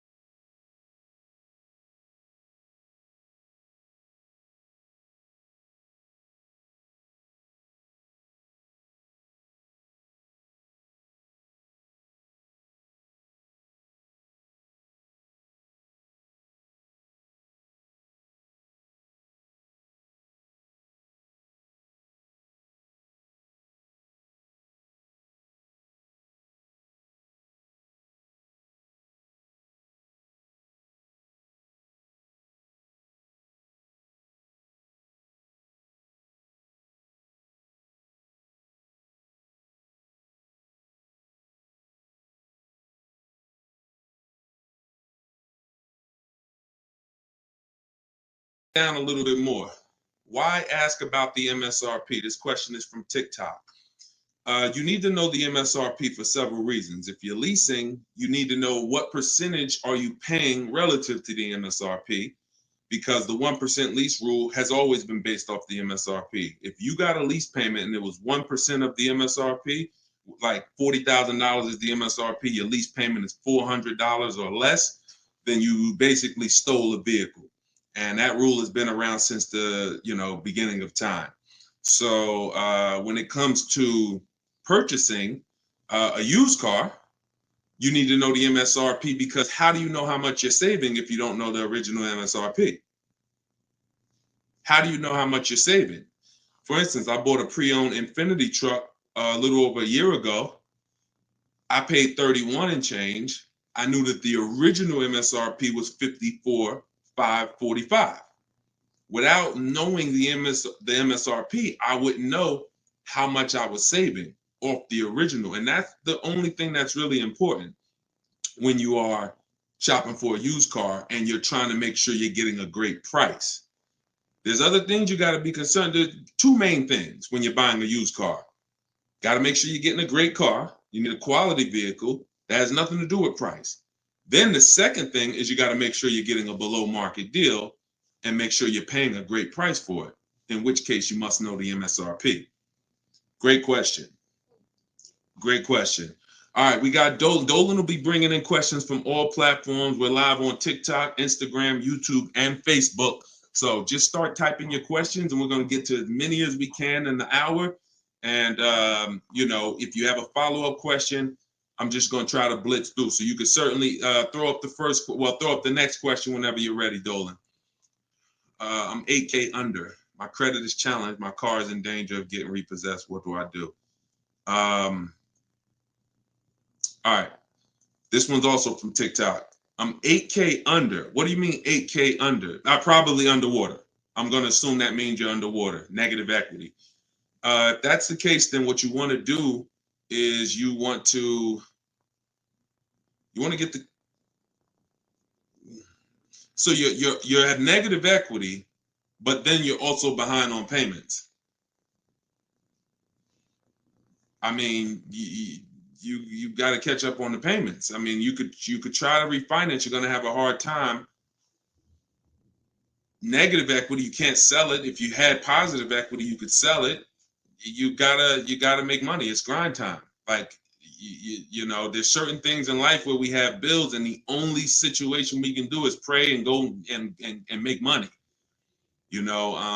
Without money and bills, anyone's going to, this is a hardship, but this is without money or somebody to help you. I can't think of anything. You have a payment due.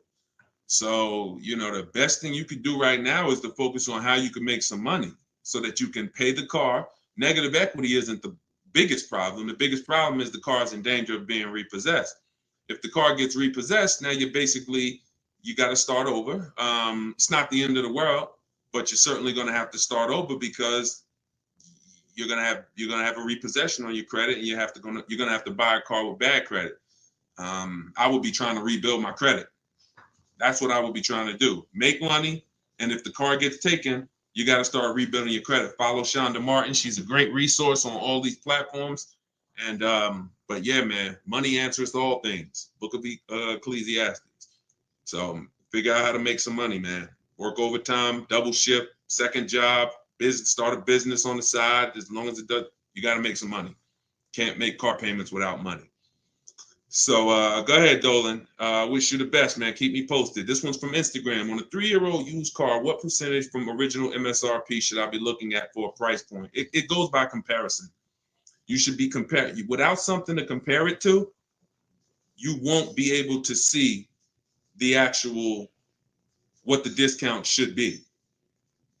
You need something to compare it to. We do these live shows. We got a couple hundred people on here already.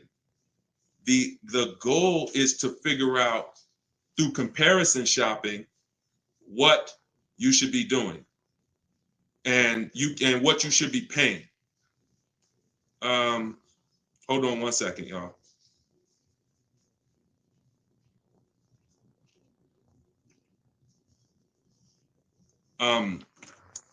Yeah, so that's the goal. You don't know what a fair price is, what a great discount is, until you are not, until you have other offers to compare it to. That's the problem. Go ahead, Dolan, shoot the next question up.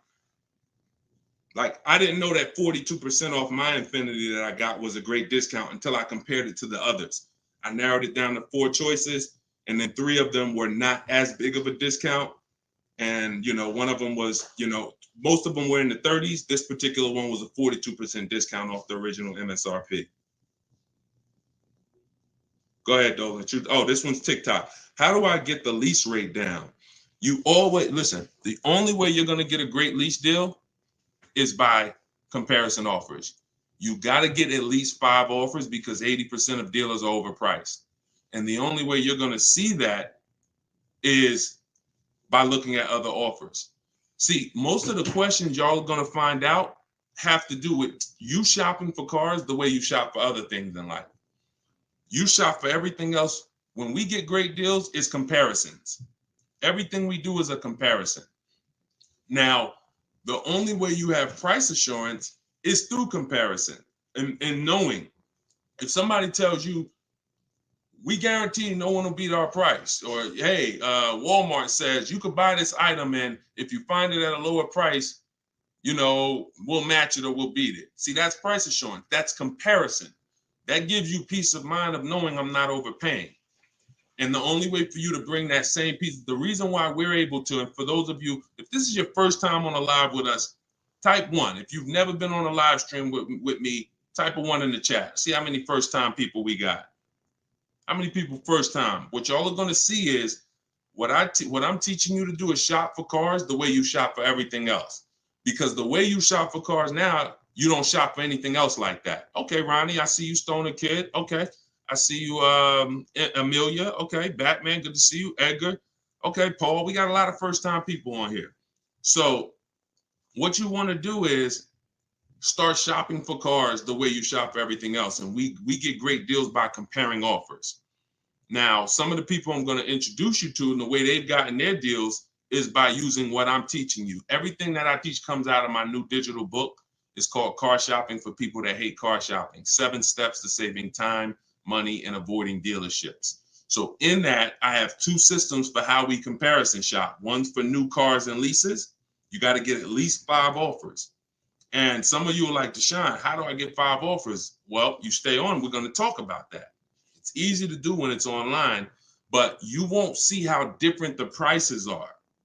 When you see, man, everything seems overpriced, it's because you're dealing with what I call the 80%. Dealers that are the 80% are overpriced. They're going to charge you as much as they can because they don't think you're going to find the 20% dealers that are going to beat those offers. So when you talk about how to get a lease rate down, like you look at somebody like Danielle. This is Danielle's lease. She just got a lease on an Audi not too long ago. $44,000 vehicle. She paid $550, no money out of pocket. She just gave him $550, drove off. No down payment. So a lot of the things you're going to see, this is the reason why I represent the Unlearn, Relearn brand. Because a lot of what you've been using, you got to unlearn. It's not going to work here. But I'll help you do that. I'll help you do that. So for the launch of my new book, you can get yours for 75% off in my TikTok bio. It's normally $97. It's 75% off while we're on the broadcast. You got 30 minutes. And Instagram bio, you can get yours. And if you're on YouTube and if you're on Facebook, I'll put the link for you guys. Y'all can get yours. But that's how you get lease rates down. Comparison offers. Making people bid for your business. Stop negotiating, guys, and start making people bid. We'll talk more about that. Go ahead, Dolan. Shoot the next question out. We're taking questions from all platforms, Facebook, Instagram, YouTube, and TikTok. And could everybody who shares invite somebody? If you're a sharer, I appreciate it. I always give, we're trying to figure out something special we could do for the sharers because there's nothing, I told y'all, inbox me. If you got ideas, what could we do to reward or come up with something for the sharers?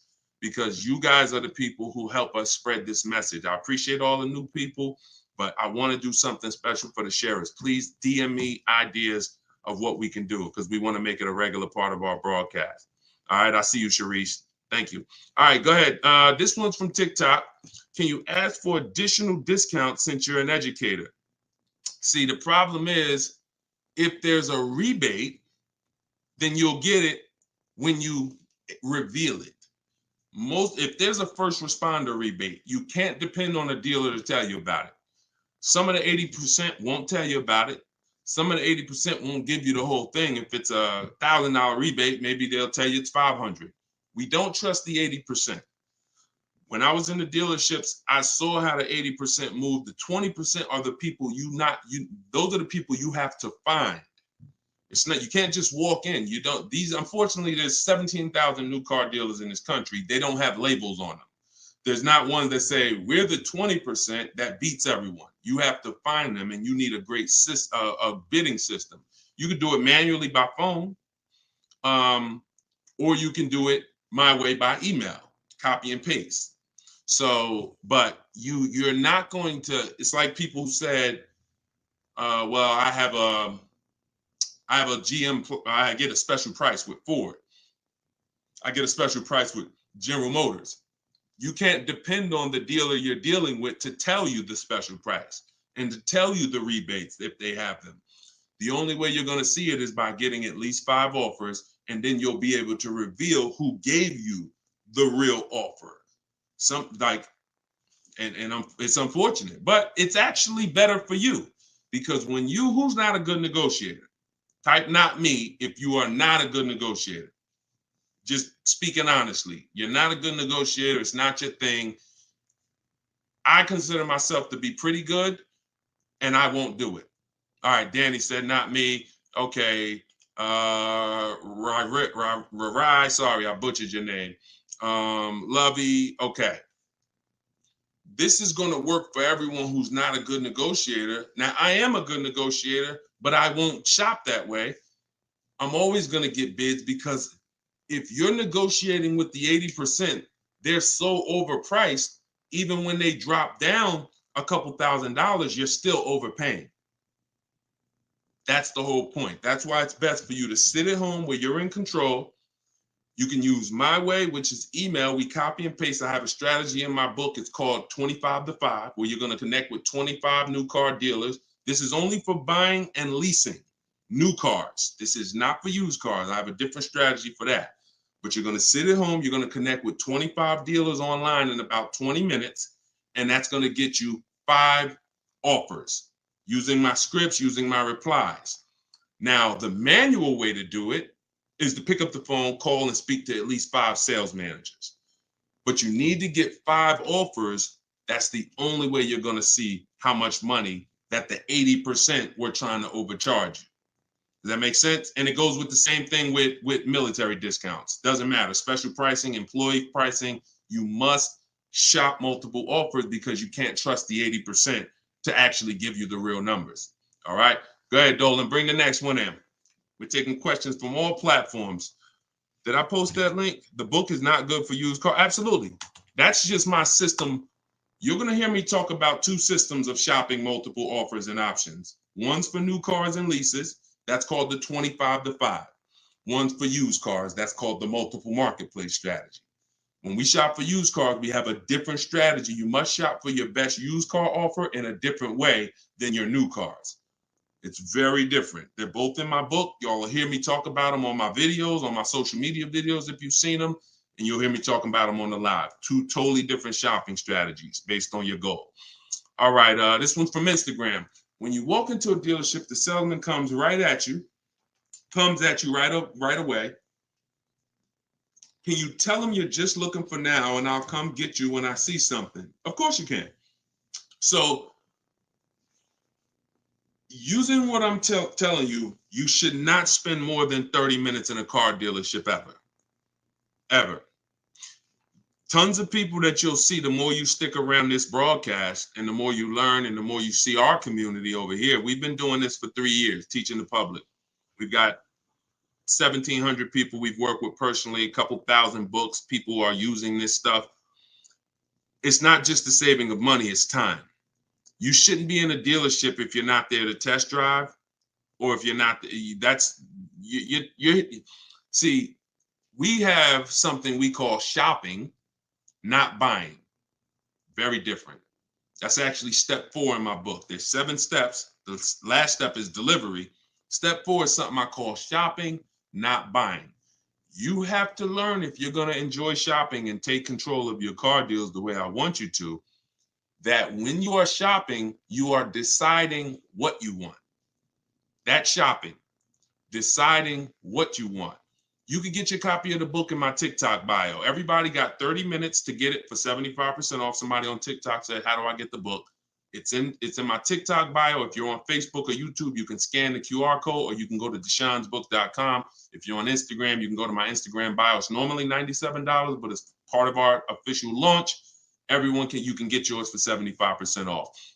So when you are there with a purpose, which means no one can actually talk you into something, because you're clear on what you're here for. I'm here to see what I like. I'm here to decide what I want. I got my kids with me. I'm here to see how this vehicle is. Is it comfortable? This is only for new cars and leases. We don't test drive used cars until the end. That's a different thing. And as I'm answering questions specifically. So when someone asks about a used car test drive, we'll talk about that. For those of you who are leasing and buying new cars, we are there to test drive and decide what we want. That is it. We do not talk numbers in the dealership. Listen, I want y'all to remember this. You will never, using what I'm telling you, you will never talk numbers in the dealership. If you are coming there to see a used car, the deal is made already before you get there. Your numbers, everything should be established online. That's the multiple marketplace. There's a very simple process that you can follow for shopping for used cars. By the time you walk in the deal, who's ever had a dealership that they had to walk out of? If you've ever had a dealership where you had to walk out of, type me if you've ever walked out. Somebody wasted your time. Somebody tried to, whatever. You went there and you're like, man, I'm leaving. This isn't good. I'm glad you did that, but I want you to get to the point where no one can even waste your time. That's what I want you to get to, which means every time you walk in a dealership, for a used car, the deal is made. You're just there to test drive it, verify everything you did online. We'll talk about this. And then you're taking the car or you're locking up that deal, not taking it because, you're locking up the deal. Now, with a new car, you are there to test drive only. I'm deciding what I want. And here's look, you got to be able to ignore this. Let this stuff go. Hey, can I talk to you? Hey, let me just show you these numbers. Hey, we got some real good deals this month. Hey, you know what? Have you seen the specials? Hey, we got a special price. Hey, we're taking off Hey, we're paying over $2,000 for people's trading. Hey, we're buying old leases back. All of this stuff, it got to just be, that junk got to go using what I teach, because that stuff works for other people. It probably has worked on you in the past. Now, you're not going to let people throw you off this agenda anymore. You are literally there to shop, decide what you want, and when you take your card, take the salesperson's card. When you come home, if you like that vehicle, we will be purchasing it and getting multiple offers from home, never in the dealership. Everybody clear? If you're clear on that so far, type clear. Everybody clear on that? Clear? All right, I see you, Dave. Yep, I see you, Danny. All right, go ahead. This one's from Facebook. Carla said, my granddaughter purchased her first car in November 2023. She wanted to lease, but was told she was too young. She's 20. How can she transition from a current car note to a lease car when she turns 21 next year? Great question. Who has a car that they're thinking of replacing? You have a car now. You're thinking about replacing that car. Could be a lease, and you have to replace it. Could be a car you own. Could be a car you're financing. So the first step in my book, it's called 7 Steps to Saving Time, Money, and Avoiding Dealerships. Car shopping for people that hate car shopping. First step is the most important question. We must know whether we're going to lease or buy. You have to see that as the foundation of your car deals. You cannot get a great deal when you should have leased, but you bought. It is impossible. You can't get a great deal if you should have bought, but you leased. So that's the most important question. That's step 1. How many years are we keeping the car? Now, after that, here's what you do. You guys who have a car you have to replace, including this young lady, Carla, she asked, you must do an equity assessment. This is step 2. Equity assessment is going to tell you, can you get out of your car clean? Can you get out of your car break even? Can you get out of your car and there's equity there, which means you can put that equity in your pocket or into the next transaction? Or do you have negative equity if you have a loan? So the equity assessment is going to tell you. Now, here's how you do it. You're going to call your bank. If you have a paid off car, you do not need to do this step. You can skip this step. If you have a loan or a lease, you're going to call your bank. You're going to ask for the payoff.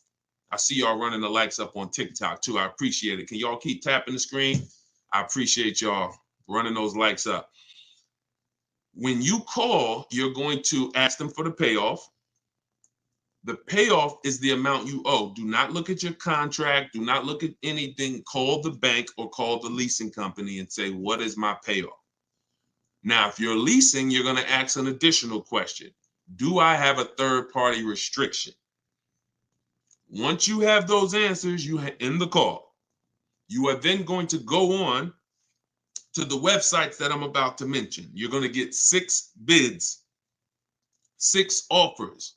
My 2 favorite words when buying anything. And if you like to save money, these will become your 2 favorite words. Multiple offers. Multiple offers. I love those words. That's how you buy everything else. Multiple offers, multiple options. That's how we save the big money. So you're going to go to CarMax.com. This will take you about 20 minutes to do an equity assessment. You're going to go to Driveway.com. You're going to go to AutoNation, Sell My Car, Carvana, Kelly's Blue Book, Instant Cash Offer, and Car Guru, Sell My Car. As more people buy cars, we'll keep adding them to our list. Those people are in my book. That's who we get our equity assessment from, because here's what your car is worth, what people are willing to offer you cash for. What's the one word? Some of you have been, hold on, don't bring in the next question until I give you the road, because some of these I got to go a little deep on, Dolan. But you could queue them up. Just get them ready so that, you know, when I call them out, you got them ready. I know you're stacking them. When you look at, you know, getting 6 offers, what's the one word that we don't use anymore? Let's see if anybody was on here. Maybe you were on here for the last couple broadcasts, or a lot of you are new, so you may not know. What's the one word? Good to see you start back up. What's the word that we're not using anymore? And for the new people, you're about to learn. We don't use, let me see if anybody got it. I give it about 3-4 seconds. Okay, everybody's about to learn this for the first time. We don't use the word trade. You don't get maximum money trading anything. I know you've been taught that because dealers have actually taught you to give them multiple transactions in one. You buy your car from them, that's one transaction. You sell your car to them, that's another transaction. And if you get your loan from them, that's a third transaction. All of these are separate transactions. And how big is the money in them? I'll break it down to you like this. You can actually there are companies that only want to lend you money. They don't sell cars. That's how much money is in loans. There's companies and people who just want to buy your car. They don't want to sell your car. That's how much money is in buying cars.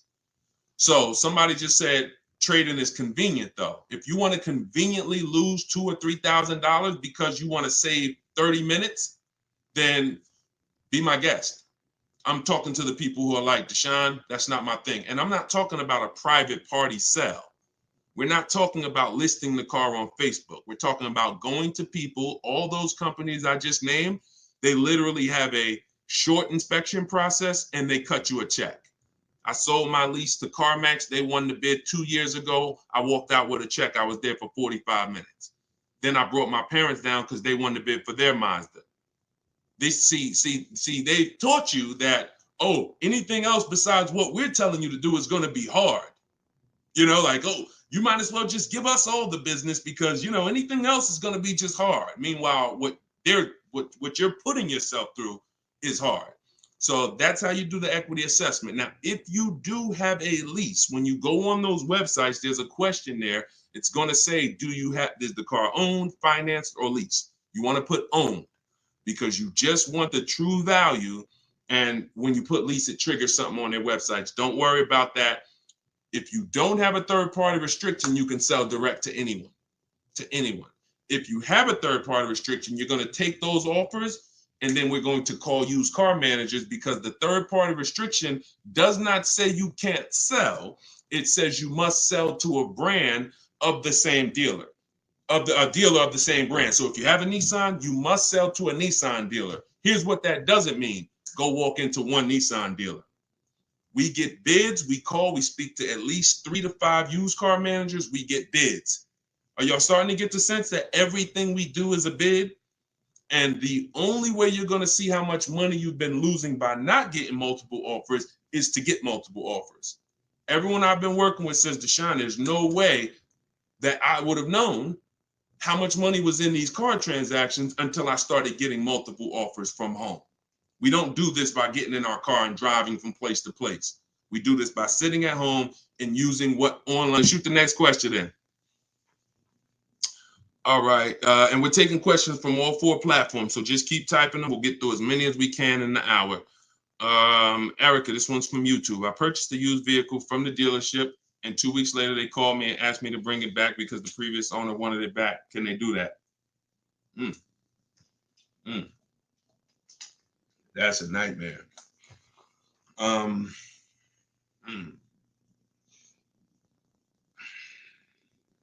Y'all hear that question? Erica purchased a used vehicle. 2 weeks later, they called, asked to bring the car back because the previous owner wanted it back. So it's less about your transaction, and it's more about if the transaction with the original owner was legally closed. If they left the transaction open, now if I'm you, do you have your paperwork? You have all your loan? And here's the most important thing. Has the loan been funded? Is there a new loan attached to that vehicle under your name?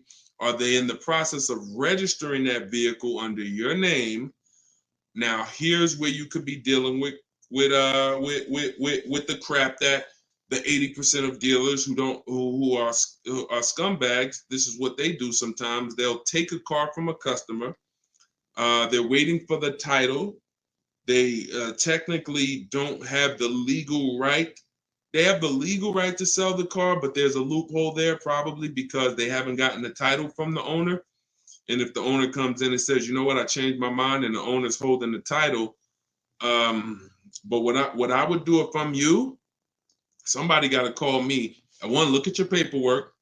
If you have a loan, Erica, whatever bank you're going through, I would call them, and I would call if the bank knows you and they've established an account number for you, and they're like, yes, Miss Maxwell, we know you, then I'm holding on to the car until somebody comes and pries it from my hands because I have a legal right to this car. There's a loan under my name. You have my money. You have started this process. If none of that's in place, then,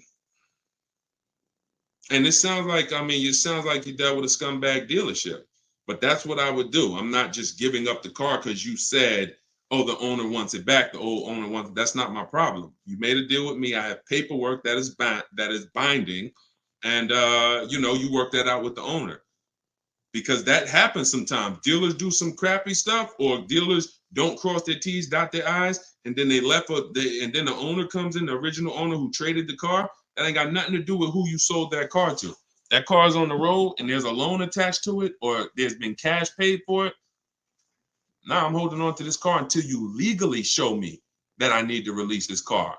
And I might call a lawyer and see, can I get some damages out of this? Like, this is just, God, the 80%, we got to put them out of business. And the only way you get these wolves out of business, y'all, is you got to starve them. I'm telling you, the more people that shop online, when you learn how to shop online the right way, people like this won't be able to exist. But because most people are still going in the old way shopping, giving them a chance to do this, keep me posted, Erica. It sounds like it's a terrible situation, but please keep me posted on that. Go ahead, shoot the next one in, Dolan. This one's from TikTok. What's the best practice for buying a car after bankruptcy? If the bankruptcy's been discharged, start rebuilding your credit. I've seen people who went through a bankruptcy. Once it was discharged, they started building credit immediately, and they were up to a 700 score in a year. So, the key is not to come out of bankruptcy and start buying stuff. The key is come out of bankruptcy and start rebuilding your credit, because if you can do it relatively quickly. Everyone should be following Shonda Martin. Some of you may know her. She's all over all these platforms. She does what I do, but she does it for credit. She'll do lives. The girl is brilliant, and I tell everybody about her. But that's the whole thing. You should be rebuilding your credit. You can do it quick. Get yourself up to a high 600-700 score, and then go and get a car. That's what I do. Go ahead, Dolan. Shoot the next one in. It's another one from TikTok. How do you feel about buying a car with a credit card? I don't. Credit cards are 20-something% interest. I don't carry a balance on my credit cards. Shonda doesn't recommend carrying a balance on her credit cards because the interest is exorbitant, and we would never buy a car with a credit card under any circumstances. Instagram. How do I keep my credit score from taking a hit each time I shop for a vehicle? Okay, good question. Let's go into detail on something I call the bank bidding war. Okay, this is something that I'm sure, unless you guys have been on here before, you've probably never heard. So you heard me say everything is a bid, right? So the same way we make dealers bid for who wins our business, who's going to sell us a car, same way we make the companies bid on who's going to buy our car, that's the same way we make banks and credit unions bid. 1 point on an interest rate on a $30,000 loan could be $1,000. So we're looking, so we take interest, we take shopping for car loans as serious as we take getting bids for the new car. There's thousands of dollars in loans. Remember what I said about 15 minutes ago? There's people who just want to give you a loan. That should tell you there's a lot of money in loans. They don't sell cars. So if there's a lot of money in loans, you're going to see this isn't about relationships. You're either going to be a relationship person or a money person. If you want to be a relationship person, type R. That's going to cost you money in what I'm telling you. If you want to be a money person, if you want to save all the money that you should be saving, type M. That's going to come at an expense of relationships because your bank is not your friend. They're in the business of making money. All right, I see you, Jennifer. I see, all right, a lot of people typing M's. Listen, if you used to go to dinner with your car salesman, invite them to the barbecues, that's going to change when you start getting bids.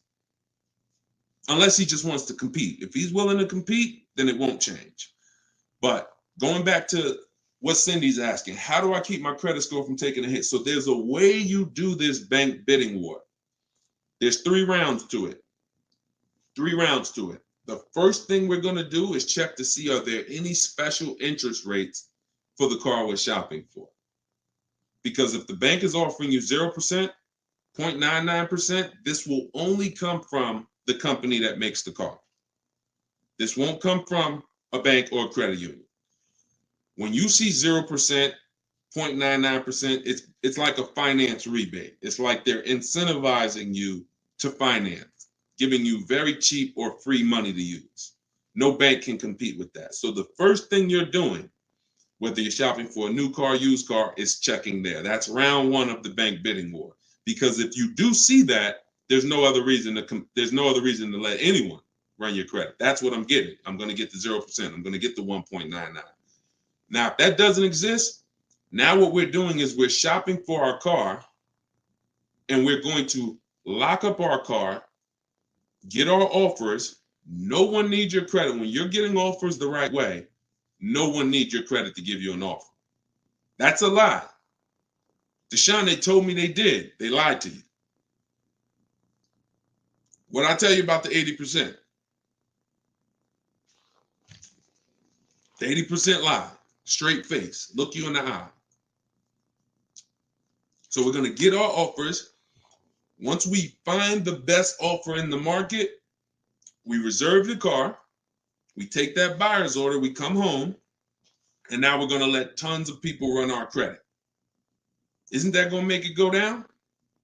Here's how the bank bidding war works, and you can Google this.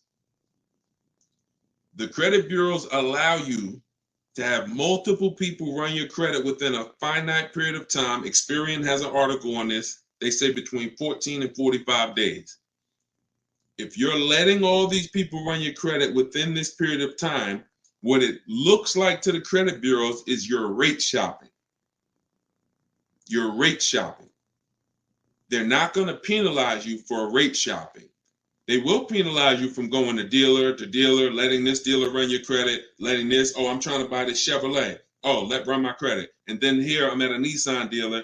Okay, I'll take the Nissan Altima, letting them run your credit. You'll be penalized for that. That is not what I'm telling you to do. I'm telling you don't do that. So when you get your car, you're bringing that home and you're going to call your bank. You're going to now call your credit union or go on their online portals and you're going to go to every online lender. I have some listed in my book, Lightstream, Community Credit Union, and you're going to let all these people make offers for you. Because who's seen a case? This is another reason this works so well. Who's tried to reach out to their bank or their credit union to get a rate, and they say you have to have a car first? Who's had that happen? You're trying to get a rate, and they say, well, we can't give you a rate. We need you to give us the details of the car first. So now you're trying to make up what you think you're looking for. Yeah, I'm looking for. No, it's because it's not designed to work that way. It's designed to work where you get your paperwork, get your buyer's order, has all the numbers on there, has the year, the make, the model, what you're paying, how much you need to borrow, and then you're calling your banks and credit unions. This is round 2 of the bank bidding war. So you're going to let all those people go and compete. Now, whoever wins that round, you're going to call the dealer the next day and you're going to say, hey, I got 6.29 from my credit union. But if you guys can beat it, then I'll do the deal with you. This makes the whole price. See, everything I'm telling you to do, if you follow what I'm telling you, the process is easy. You never got to lie. All of those people who taught you how to buy cars and you got to lie, don't tell them you got to trade, don't tell them this, you'll never hear me teach you. You don't have to lie. And the dealers will enjoy working with you to 20% because you're now giving them an opportunity. And it's very different, y'all. When you got a car, when you have a finance manager who's trying to beat the rate you got, here's the difference. And we'll get ready to queue up the next question, Dolan, not yet. Here's the difference. When you don't have a finance manager trying to bid and beat what you have, they're going to their banks and they're asking the salesperson, what's the most you think they'll pay? What's the highest rate you think they'll pay? All right, quote them at this, and then let's see if we can negotiate on the rate. That's what it is when you don't have an offer. But when you give them that, when you found your car, locked it up, and then you call the salesman or you call the finance manager and say, hey, I got 6.29 if you can beat it. Now here's what they're doing. They're reaching out to all their 10, 15 banks and saying, let me see if I can beat this rate. Very different. And only one or two things are going to happen. They're either going to call you and say, hey, look, I tried my hardest. I can't beat the rate. Thanks for the opportunity, but you got a great rate. In which case you have something that we want, which is who knows what we want. When it starts with a P, this is when we guarantee we paid low, the best price for everything. Who remembers? Well, I can't say who remembers because we get new people on this broadcast every day. I swear. All right. Price assurance. So when y'all hear me say price assurance, what that means is you don't drive off anymore hoping you got a good price. Talking to your spouse, hey, you think we could have did better? You think this interest rate was too high? Could we have got a better interest rate? No. Price assurance means you guarantee you couldn't have paid a lower price for the car. Nobody could have paid because you got bids. Nobody could have gave me a lower interest rate because I got bids. Nobody could have gave me more for my old car because I got bids. That's the only way we get price assurance. And all of this is done while you sit at home. So this is in my book, Car Shopping for People That Hate Car Shopping, 7 Steps to Saving Time, Money, and Avoiding Dealerships. If you want everything I teach in one spot, it's there. You can get your copy for 75% off. It's normally $97. And you can go to my TikTok bio. It'll be in your inbox in literally 5 minutes. The reason it's a digital book too is because things change. Vroom just went out of business a couple months ago. They used to be one of the people who competed for our business. If you guys had, your book and you had bought it and then it was a print book, because some people say, Deshone, is it in print? This is the reason, one of the reasons why it's not. If Vroom is in that print book, what happens? Now I got to jump on live and say, hey guys, volume 2 of my book is out because things have changed. Get your volume 2. I don't want to do that. You get this one time, and then I update it when Vroom went out of business. I updated the master file. Everybody who opened their book, no matter what, it was relevant. And that's one of the biggest reasons why it's a digital book. So you can grab your copy for 75% off, but you got 30 minutes. Once the timer is 0, it goes back up to 97. In my Instagram bio, in my TikTok bio, or you guys can, I'll put the link right here for you guys on YouTube and Facebook. You can go to deshonesbook.com. Oh, wait, I put the wrong one. I put it in my bio here. All right, Dolan, you can queue up the next question. Keep typing your questions, y'all. We got some more time. We're going to try to get through as many as possible. And we're pulling them from all platforms. We're on Instagram, we're on TikTok, we're on Facebook, and we're on YouTube. So we're pulling questions from all platforms. This one's from TikTok. Can you use the equity in your lease towards the purchase of a used vehicle? Most certainly, Eddie, the equity is yours. Once you identify your equity and you know how you're going to get it, who you're selling to, you can either put that money in your bank account or you can use that as a portion of you can use that towards your next car deal. That's your money. Your money. Go ahead, next one. This is another one from TikTok. I need a bit of advice. My son totaled his car. It was a loan Honda. Should I lease or buy this time around? I'm looking into maybe lease an electric vehicle, but I never have leased a vehicle. Okay, it's a very good question. Should I lease or buy? Let me show you. Some of you, let me show you this. Let me ask a very important question. In my book, this is called Step One. Whenever you hear me say the most important question, this is what I mean. It's the first thing you do. When you want to buy a car, when you like, hey, I'm thinking about a car, this is the first question you ask yourself, and it's the most important question. How many years are you keeping the next car? Come on in, and everybody type your comments. Keep that question up, Dolan. Everyone who's car shopping and who will be soon, how many years are you keeping the next car? Lula, if you just jumped on, I don't come to dealerships because we shop online. So there's no way for me to come to a dealership with you. If you stick around, you'll learn how we shop.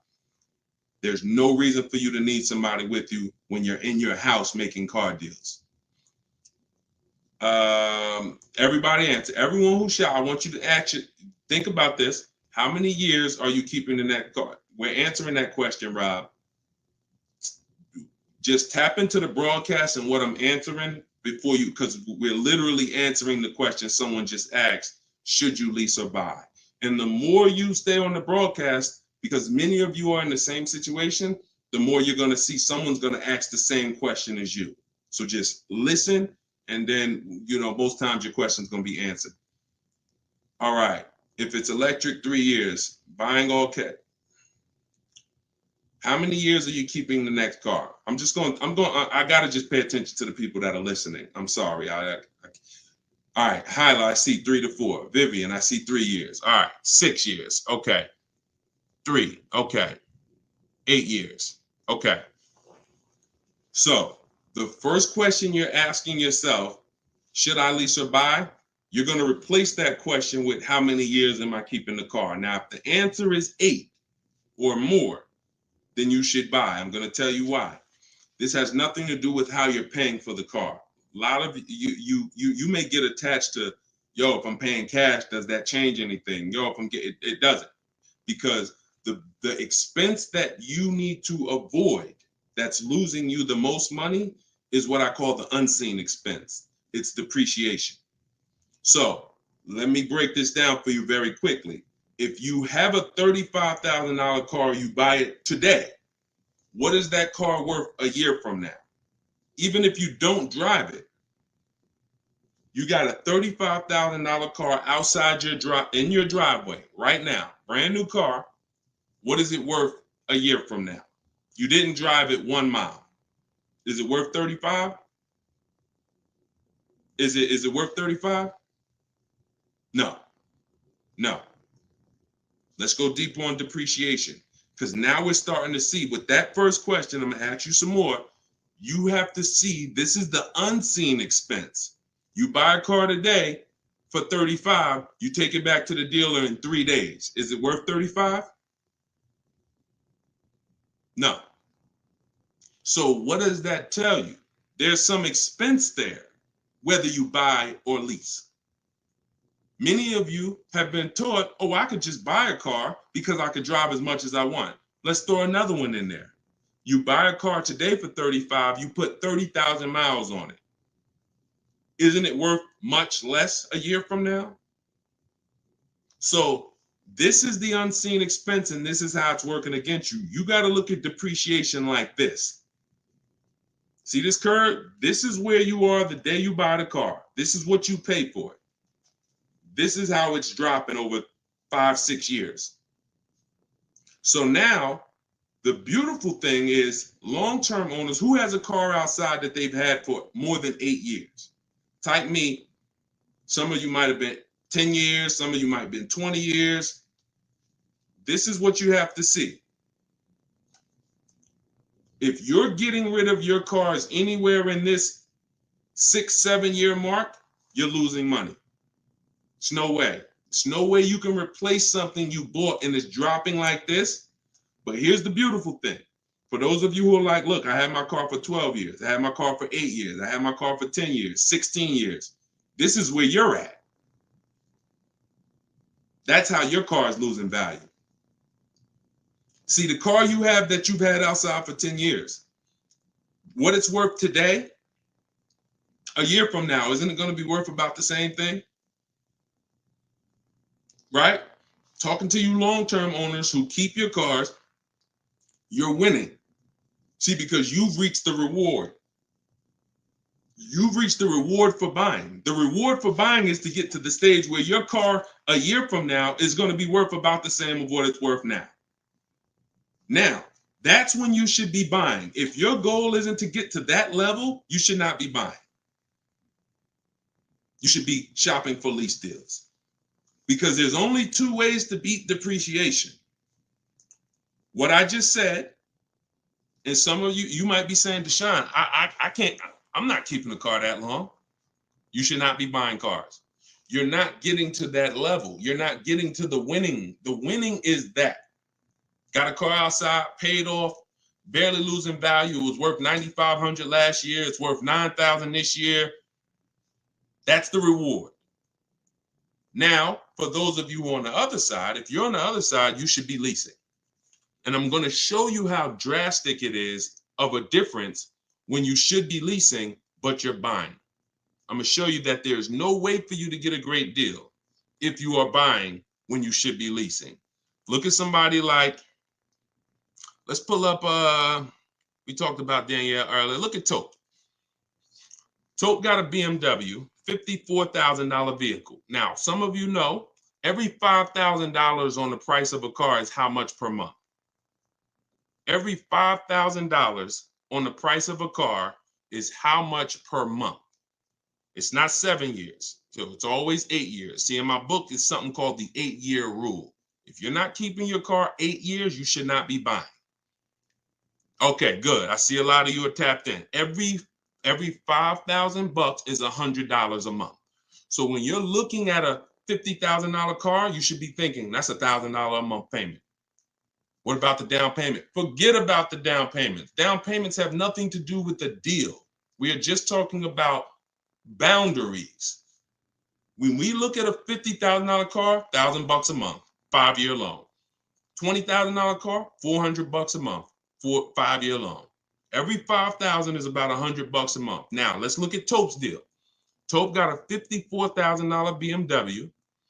She's paying $756 a month. I'm going to prove to you right now that if you should be leasing because you're a short-term person, you are not keeping your next car 8 years. You're not keeping your previous cars 8 years, yet you bought them. I'm going to show you how much money you've lost listening to people that told you you shouldn't be leasing. And we're going to correct that. So Tope got a deal, shopping multiple offers. The way I teach, she got multiple offers. She got $690 a month. That's a 1.26% lease. $690 on a $54,000 vehicle. So let's say we're going to break down real quick 3 different ways to get this vehicle right here that she got. One is the way she got it, leasing, because she's a short-term person. Now let's say somebody says, Deshone, I'm going to buy that car. That person buys that car. Let's say they get an incredible price and they save $10,000 off a brand new BMW. Okay? I want to show you that even with extreme cases of big money, I could teach you how to get the best price on the car, but it's not going to change. If your deal is on the wrong foundation, you can't get a great deal. So let's say somebody walks in right after Tope. They look at her car, they see her driving off, and they're like, man, I want that same car. All right. And they end up saving 10 grand. So they buy it for $45,000. Taxes, fees, probably put them up around 48. Every $5,000 we said is $100 a month. $48,000, that's a $950 payment, y'all. 5-year loan. No money down, because Tope put no money down. So we're comparing putting no money into these deals. When you start putting no money into the deals and looking at them, you're going to clearly understand them. Sometimes people use down payment money to confuse you. $690 a month she's paying, they're driving off paying $950. No way. Now a third person comes in. Man, I see those two people just drove off. You got that car used though? Can I get a used one? I don't want to buy a new one. I don't want to get a new one. I know that's going to be expensive. What do you think a brand new vehicle that was $54,000 brand new? What's a good price of that vehicle used, y'all? What's a good price used?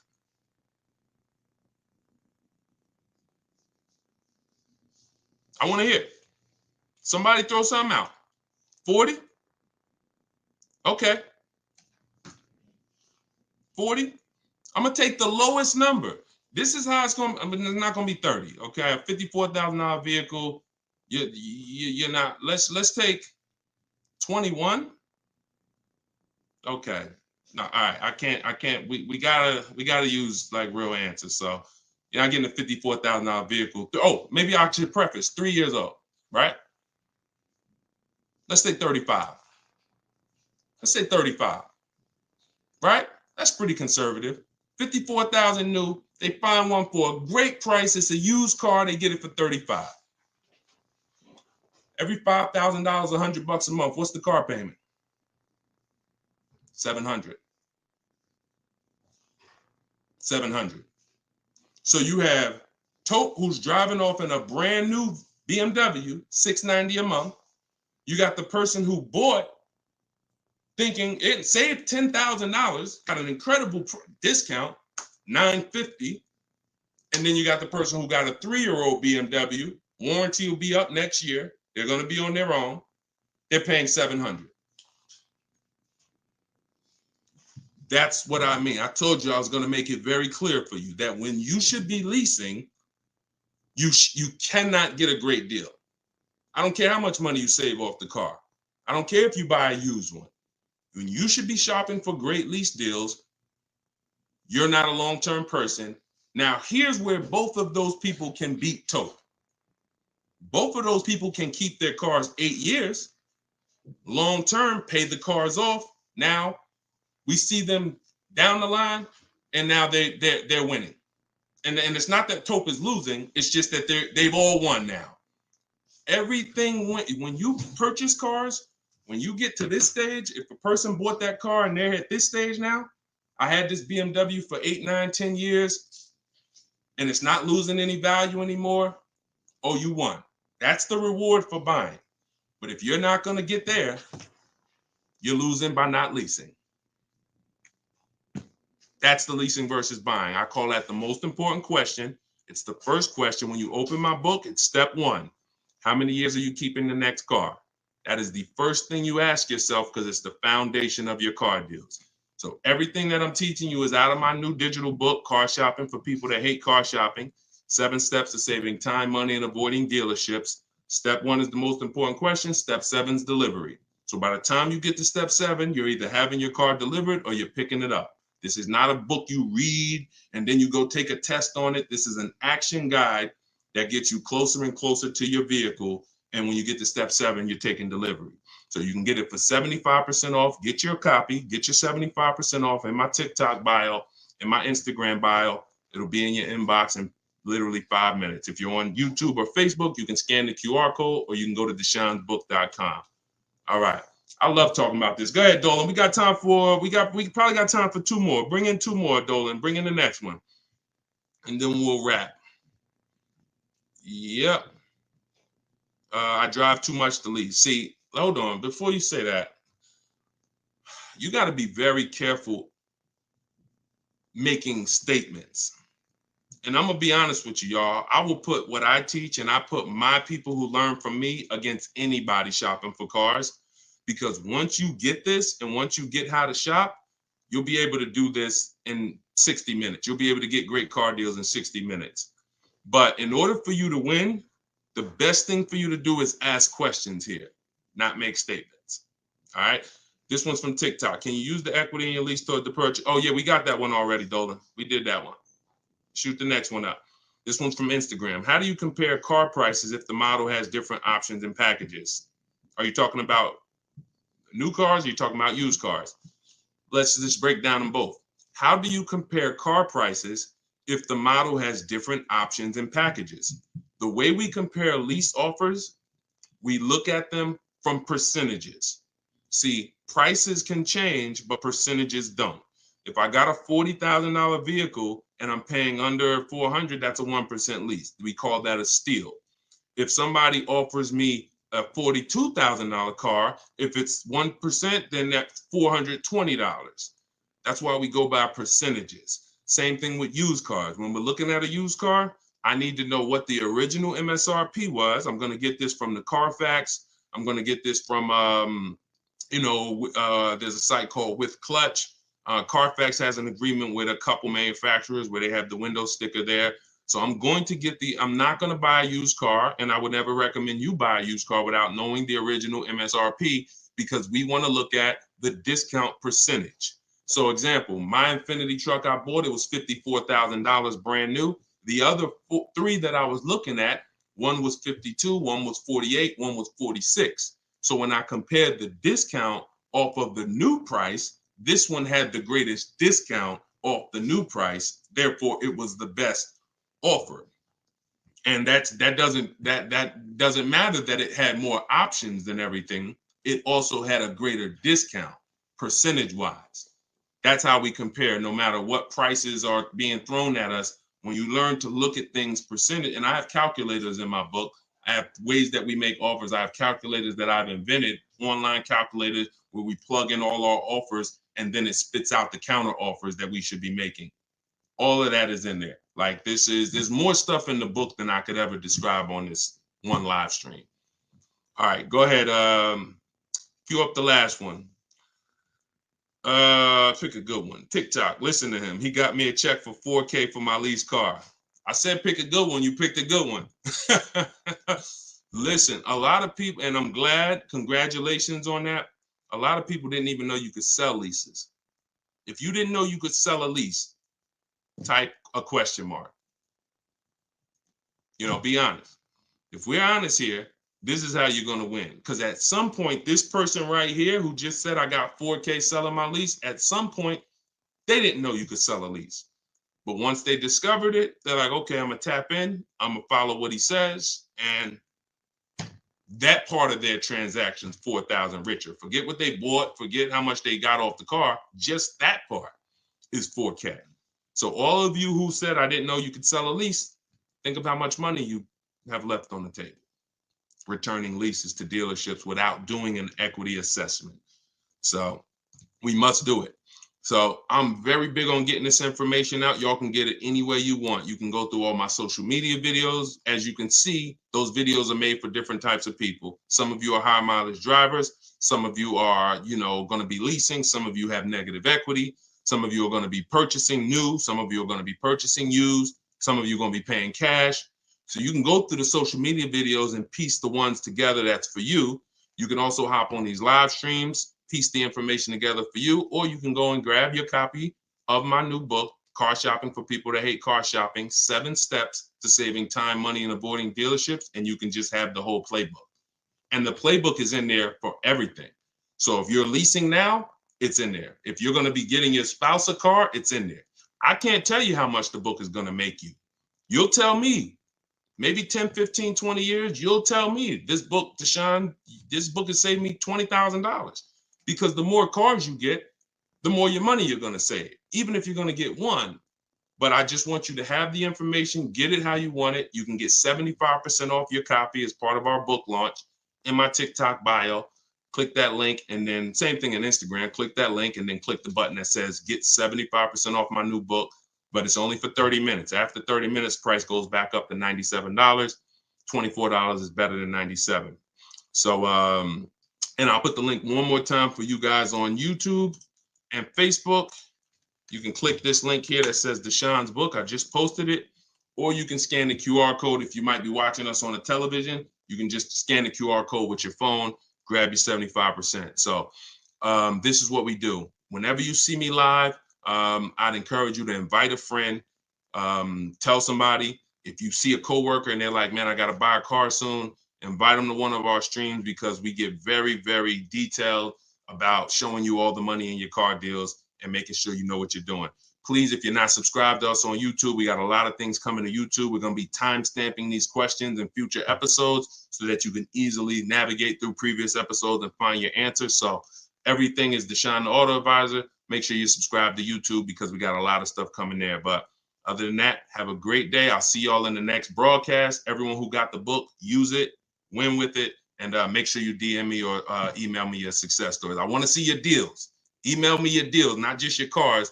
You're going to love it.